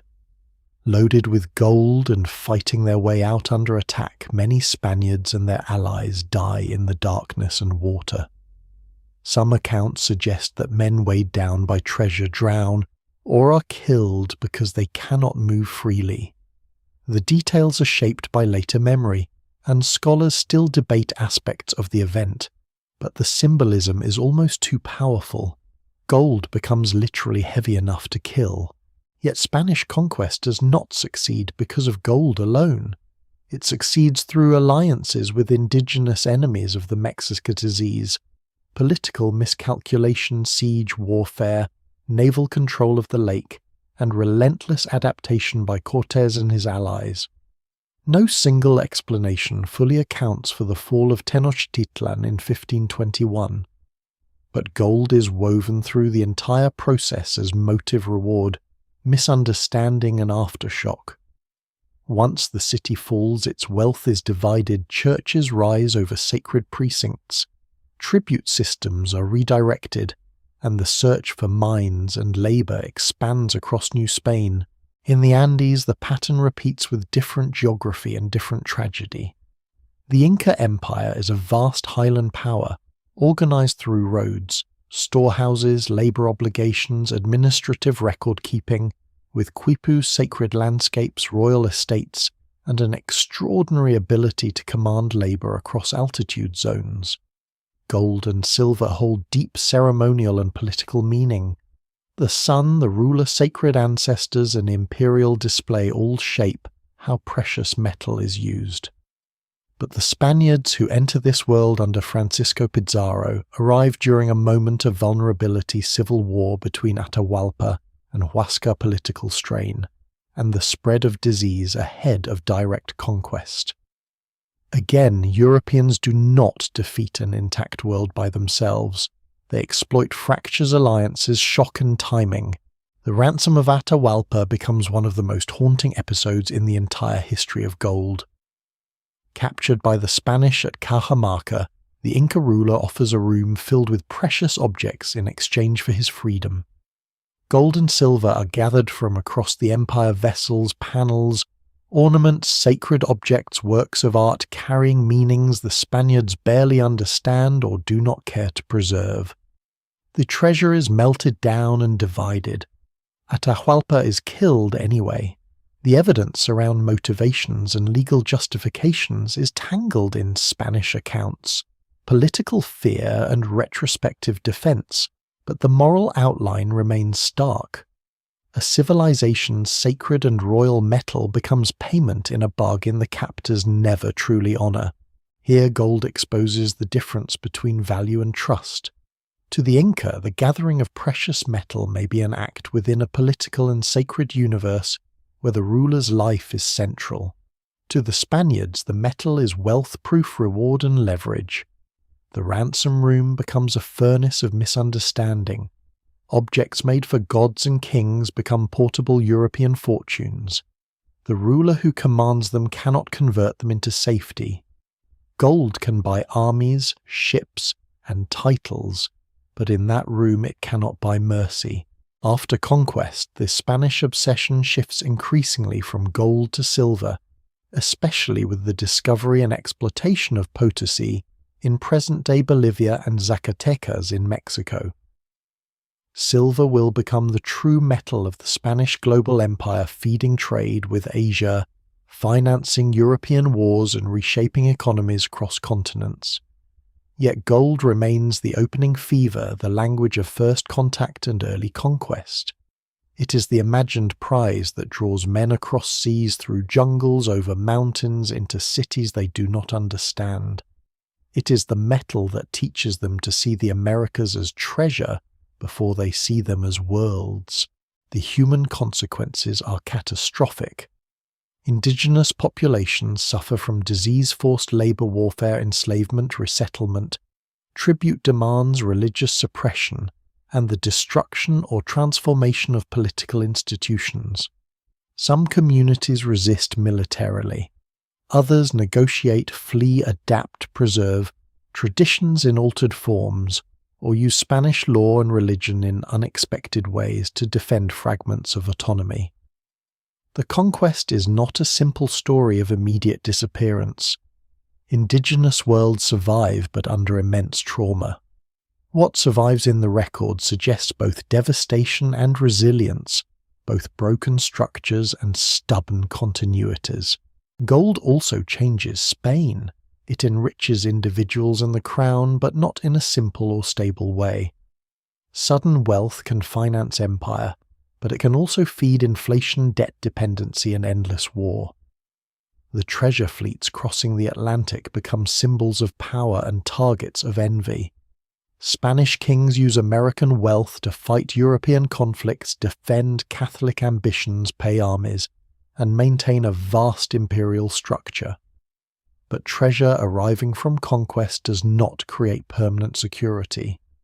Like every empire before it, Spain learns that precious metal can extend ambition faster than it can stabilize society. The conquistadors themselves often become trapped between hunger and disappointment. They dream of golden cities, royal rewards, estates, titles, and immortal fame. Some receive wealth, many do not. Expeditions push farther into the interior, searching for the next Tenochtitlan, the next Cusco, the next ransom room. Myths like El Dorado grow from indigenous traditions, Spanish misunderstanding and the conquistador need for another horizon. Men march into forests, plains, and river systems chasing stories that become more golden with distance. Most find hardship, death, conflict, and disappointment. The unsupported fantasy of a hidden city of gold becomes one of the most destructive dreams in colonial history. The conquest of the Americas shows gold at its most corrosive because it meets worlds separated for millennia and instantly becomes a tool of misrecognition. Europeans see gold and assume a familiar script treasure possession. King mine tribute God's favour. Indigenous societies see strangers whose desire for metal is so extreme that it appears almost irrational and in many cases deadly beyond calculation. Between those views, cities full sacred objects vanish, and entire landscapes are reordered for extraction.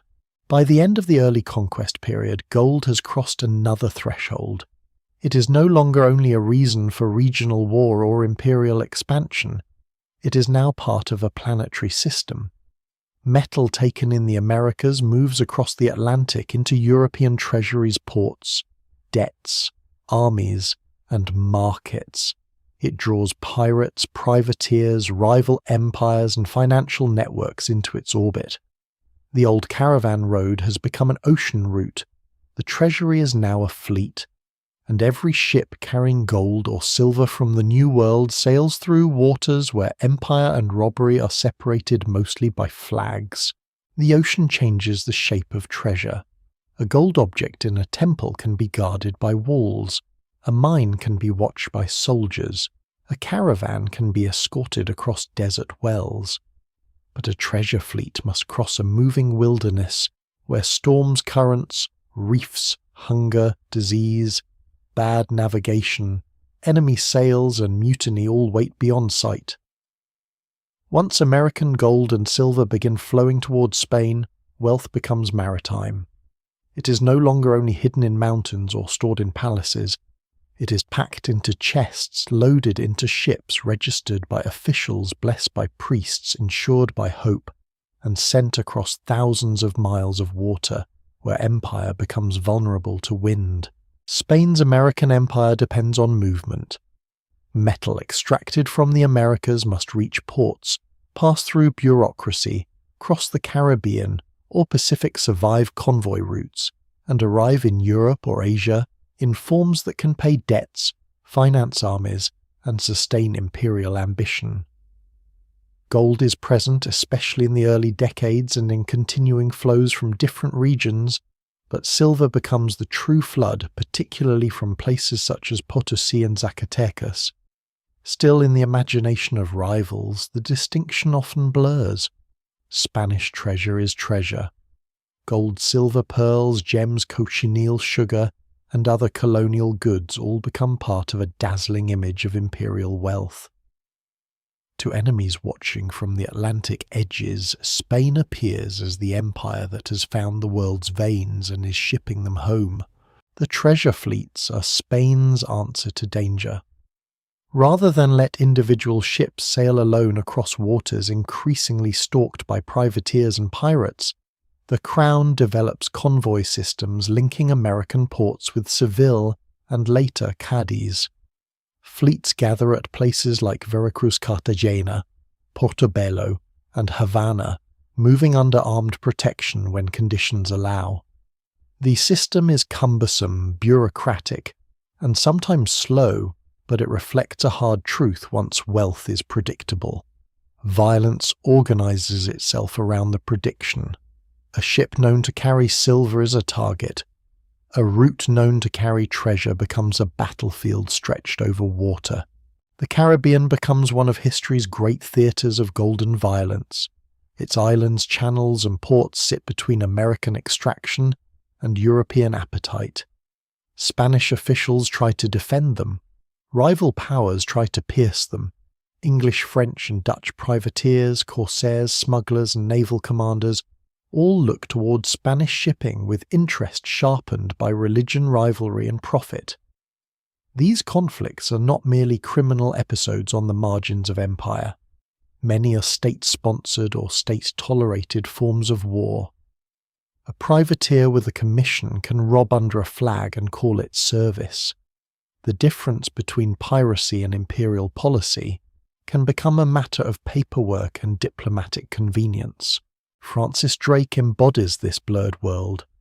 To the Spanish, he is a pirate. To the English, he becomes a hero of daring maritime war. His raids against Spanish ports and shipping in the late 16th century strike at the nervous system of empire. He does not need to conquer Peru or Mexico to damage Spain. He needs to interrupt the movement of wealth. The capture of treasure at sea or in lightly defended ports turns ocean mobility into strategic power. Drake's circumnavigation and raids are wrapped in Protestant-Catholic rivalry, English-Spanish conflict, personal ambition, and the emerging struggle for global sea routes. Gold and silver are not the only motives, but they are the heavy cargo beneath the glory. Spain's treasure fuels the wars of Europe in ways that reveal both power and weakness. The Habsburg monarchy fights across multiple fronts against Protestant powers, the Ottoman Empire, rebellious Dutch provinces, French rivals, and political pressures within its own territories. American bullion helps sustain this effort, but it also feeds a dangerous dependency. The crown borrows against expected treasure, spends future arrivals before they reach port, and repeatedly faces bankruptcy despite receiving immense wealth. This is one of the great surprises of the Golden Empire. Treasure does not guarantee solvency. It can expand commitments faster than it resolves them. It can encourage rulers to fight wars they might otherwise be unable to afford and then trap them inside the costs. The wider European economy feels the shock. The influx of American silver alongside other factors contributes to price changes often discussed as part of the early modern price revolution. The exact causes remain debated because population growth, credit warfare harvests, and market structures all matter, but the arrival of large quantities of precious metal plays an important role. Gold and silver do not simply enrich, they destabilize.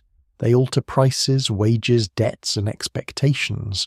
A metal taken by force in the Americas can change the cost of bread in Europe. This is the hidden geography of empire. A mine in the Andes speaks through a market in Castile, a banker in Genoa, a soldier in Flanders, and a peasant who has never seen the ocean. The Dutch revolt against Spain shows how treasure can become both weapon and target. The Netherlands is not fighting simply for gold. Religion, local privileges, taxation, political autonomy, and resistance to Habsburg rule are central. Yet the financial dimension is unavoidable. Spain needs bullion to pay troops. Unpaid troops mutiny, sack cities, and become disasters for Spanish authority. Dutch sea power develops partly by attacking Iberian trade and building its own commercial networks. The war spills into the Atlantic, Africa, Asia, and the Americas, where control of routes, ports, and cargoes becomes inseparable from European politics. The struggle for treasure fleets is a struggle over the ability to keep armies in the field. The English and French follow similar logic. Colonies, privateering, naval raids, chartered companies, and plantation economies grow within a world made hungry by Iberian precedent. The idea that overseas possessions can produce wealth for European states becomes central to early modern competition. Gold is no longer only something seized from an enemy treasury after a battle. It is part of a global strategy involving maps, forts, monopolies, enslaved labour shipping lanes, and state finance. The empire that controls the route controls the reward. The empire that fails to defend the route may watch its wealth become someone else's navy. Piracy emerges from this violent ecology. The pirate of popular imagination with buried chests and reckless freedom is a simplified descendant of a more complicated reality. Many pirates are former sailors, privateers, Naval men, smugglers, or workers caught in brutal maritime labour systems. Ships are harsh workplaces. Discipline can be violent. Wages may be poor or withheld. War creates skilled seamen and then abandons them when peace reduces demand. In such conditions, piracy becomes both crime and alternative economy. Pirates chase treasure because treasure ships exist, but their world is shaped by empire's own violence. They are predators born in the wake of larger predators. Not every pirate capture involves gold. Much plunder consists of trade goods, food tools, cloth weapons, sugar, tobacco, cacao, indigo, or enslaved people. But gold and silver dominate the legend because they condense the fantasy of piracy into something glittering and portable. A chest of coins is easier to remember than barrels of flour or bolts of cloth. Yet the more ordinary cargoes remind us that empire itself is not only metallic, it is a system of forced production, coerced movement and consumption. Treasure fleets are only the most visible part of a much larger machine. The human cost remains staggering. In the Americas, indigenous labor systems are transformed, exploited, and devastated by colonial demands.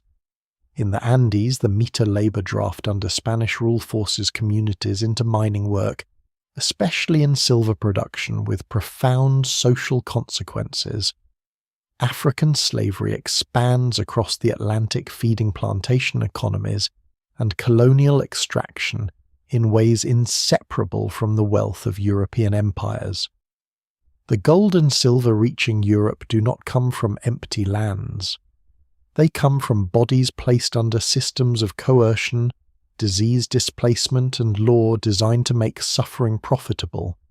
The record contains numbers, decrees, shipping registers, and royal orders, but behind them are lives reduced to output. Treasure also creates myth. Stories of sunken fleets, buried pirate hoards, lost Spanish mines, and secret islands spread across centuries. Some are rooted in real wrecks and real raids. Others are fantasy layered over greed.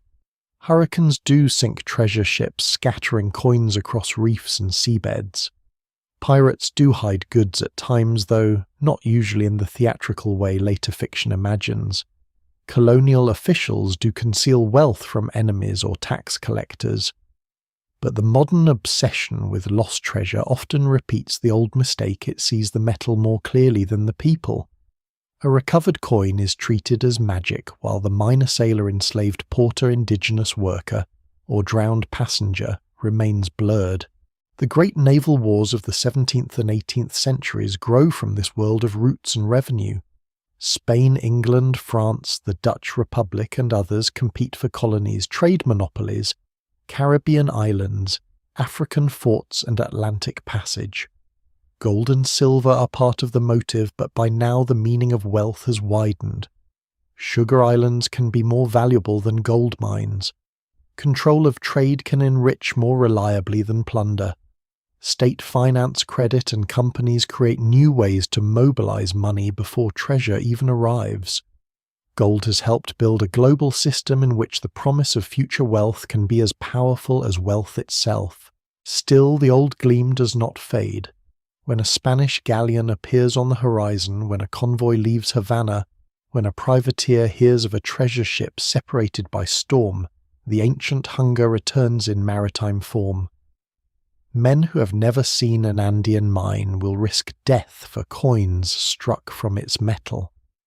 Kings who speak of honor and faith will quietly calculate cargo value. Merchants who condemn piracy may invest in ventures that differ only in legal status. The sea gives everyone room to rename greed. By the end of the treasure fleet age, gold and silver have reshaped the world.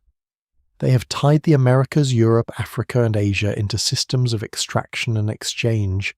They have financed wars, ruined economies, enriched bankers, fed myths, built ports, drawn pirates, and expanded slavery. The metal that once sat in ancient tombs now moves through insurance contracts, naval strategy, colonial bureaucracy, and global markets. It is less sacred than in Egypt, less ceremonial than in Delphi, less personal than a Celtic talk, but more powerful in reach than ever before. The old question remains unchanged beneath the new machinery. What is gold worth once the cost is counted honestly? Spain's fleets carry coins, but also silence. Pirates chase treasure, but also repeat the violence that created it.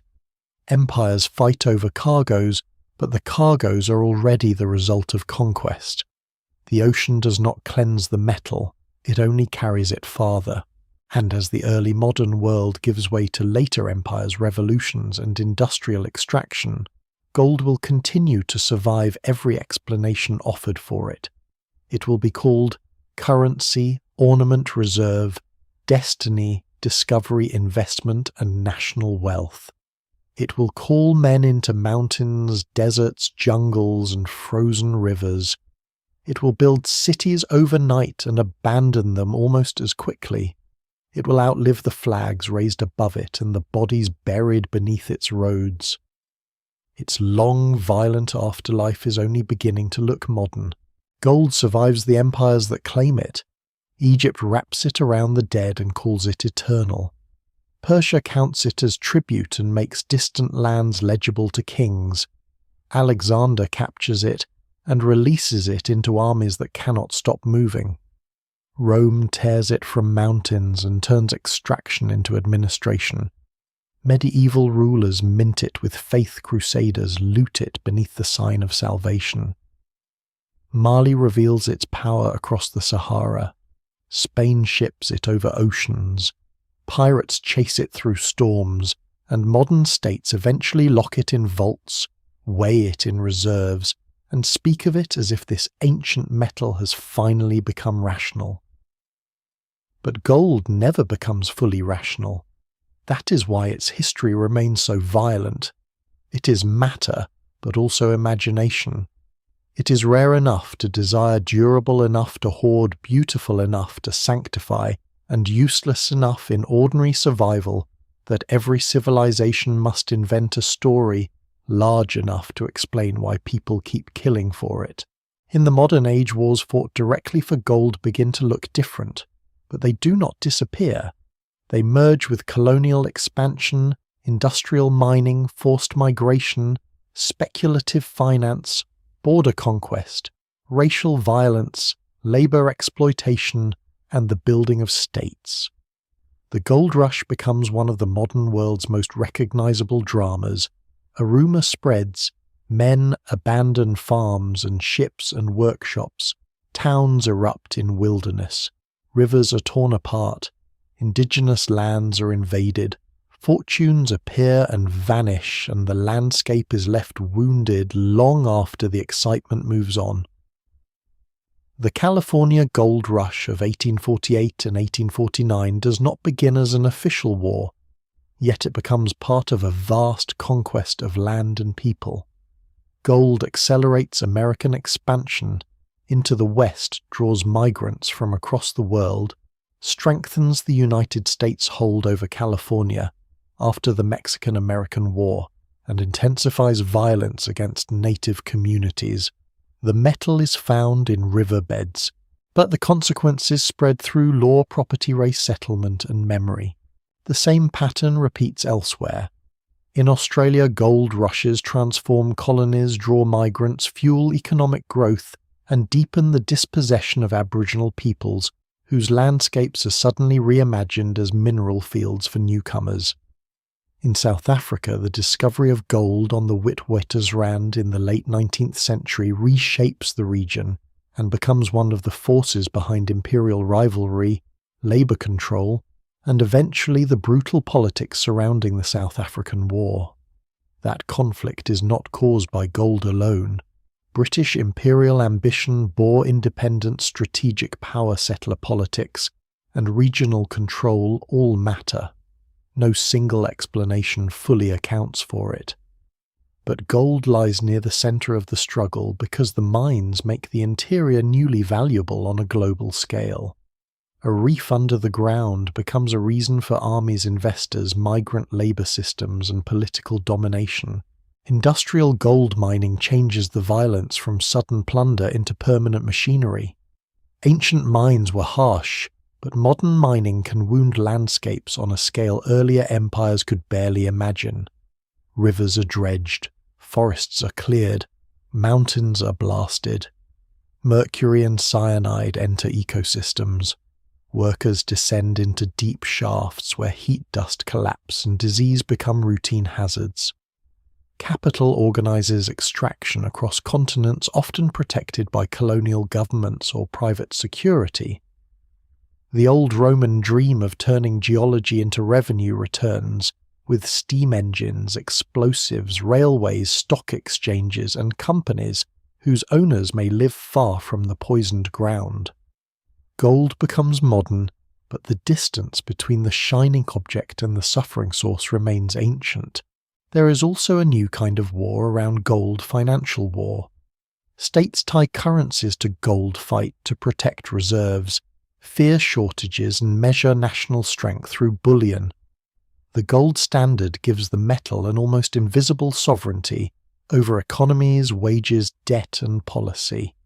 People no longer need to see gold to live under its power. A worker losing wages during a financial crisis may never touch a coin, but the discipline of gold can still shape his hunger. This is one of the strangest turns in the metal's history.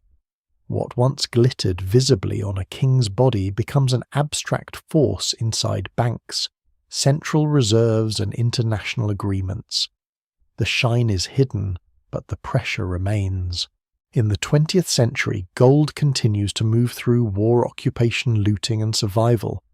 During conflicts, states seize reserves, hide bullion, plunder banks, strip victims of jewelry, and convert stolen wealth into military capacity or escape routes. Gold becomes portable fear. Families hide it because paper money may collapse. Refugees carry it because borders may close. Armies steal it because conquest still wants something it can weigh. The evidence of these movements is sometimes documented and sometimes lost in the chaos of war. But the pattern is old when trust fails. Gold returns as a last language of value. And still the popular imagination keeps softening the story. Treasure maps, lost mines, pirate chests, golden cities, cursed tombs, sunken galleons, royal hoards. These images turn history into adventure. They are not always false, but they are incomplete in a dangerous way. They show the object and hide the system. A coin on the seabed is beautiful. A mask in a museum is mesmerizing. A talk in a glass case is elegant. A gold bar in a vault looks silent and clean. But each one asks to be traced backward. Who mined it? Who guarded the road? Who paid the tax? Who lost the battle? Who was enslaved, displaced, drowned, buried or forgotten, so that this small durable thing could pass into another hand? That question does not destroy gold's beauty. It deepens it into something more honest. Gold objects are among the most extraordinary things humans have ever made.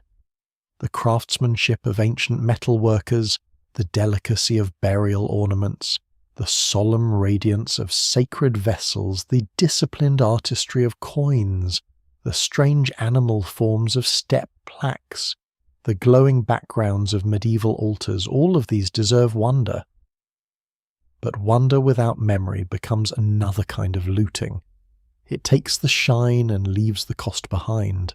The long history of wars fought for gold shows that the metal rarely acts alone. It joins itself to older hungers, land labour, glory, fear, faith, security, status, survival, and the desire to make power visible. That is why it appears in so many different kinds of conflict. Sometimes armies march directly toward mines. Sometimes rulers seize temple treasuries. Sometimes gold pays mercenaries who fight for causes they do not believe in. Sometimes it decorates the god in whose name a war is declared. Sometimes it crosses the sea in a fleet and invites pirates. Sometimes it appears after the war melted into coins that hide where they came from. Gold's afterlife is violent because it is so easily reborn. Melt a sacred cup and the god disappears, but the metal remains. Melt a conquered king's regalia, and his name may vanish, but the bullion survives. Melt jewelry taken from the dead, and the family story is erased, but the value continues. Gold is durable but not faithful. It remembers physically and forgets morally. Human beings must supply the memory it refuses to keep. That is perhaps the final mystery. Civilizations have treated gold as eternal, yet it has never preserved them from collapse. Pharaohs died, Persian palaces burned, Alexander's empire shattered, Rome fractured, Crusader states fell, Mali changed. Spain's treasure fleets did not make Spain invincible. Pirate legends outlived most pirates. Modern gold rush towns became ruins. The metal remained passing onward with calm indifference, as if every empire had only borrowed its glow for a while. The wars fought for gold are therefore not only about greed, they're about the human longing to hold something that seems immune to time. Gold looks like permanence in a world of decay. It lets rulers pretend that power can be made visible forever. It lets the living place sunlight beside the dead. It lets empires imagine that wealth can be concentrated, guarded, shipped, and made obedient. But time is not fooled. Gold survives because it is chemically stubborn, not because it grants immortality. The people who fought for it vanish like everyone else, and yet the desire continues. Somewhere even now a river is being searched, a mine expanded, a landscape opened a vault, guarded a ring, exchanged a central bank reserve, counted a buried coin lifted from soil. The old story has not ended. It has only changed costume. Gold still asks the same question it asked when the first hand reached into mud and saw the sun caught in a grain of metal. What would someone give for this? History's answer is long, brilliant, and terrible. The world grows quiet when the counting stops. After the armies leave, after the mines flood, after the caravans vanish from the horizon, and the ships rot beneath the sea, gold remains in small places. A bead lies under soil beside a skeleton whose name no one knows. A coin rests in the silt of an old harbour. A broken ornament sits in a museum drawer, tagged, numbered, separated from the body that once wore it. A wedding ring passes from one generation to the next, stripped of empire and softened into memory. This same metal that financed conquest can also carry love, mourning, devotion, and craft. That is part of why its history is so difficult to judge with a single sentence. Gold is not evil. It has no will, no hunger, no army of its own. It does not command miners into shafts or kings across borders. People do that. States do that. Myths do that. Fear and ambition do that. Gold only waits, refusing to rust, reflecting whatever human beings bring to it. In one age it becomes the skin of a god. In another the wage of a soldier. In another the ransom of a captive, the loot of a pirate, the reserve of a nation, the dream of a prospector, the last possession of a refugee. Its silence allows each age to believe it has finally understood the metal better than the last. But the older pattern remains beneath every new use. Gold gathers desire, desire gathers power, power gathers violence. And afterward, when the reasons have been forgotten, the gold still shines. So the story ends not in a treasury but in a landscape. A dry valley at sunset, a river bending through stones, a ruined mining road fading into scrub. The air cools. The last light touches the ground, and for a moment every pebble seems capable of hiding fire. There is no army now, no king, no caravan bell, no sail on the horizon, only earth silence and the faint possibility of a glint beneath the dust. Human hands may find it again, they always have,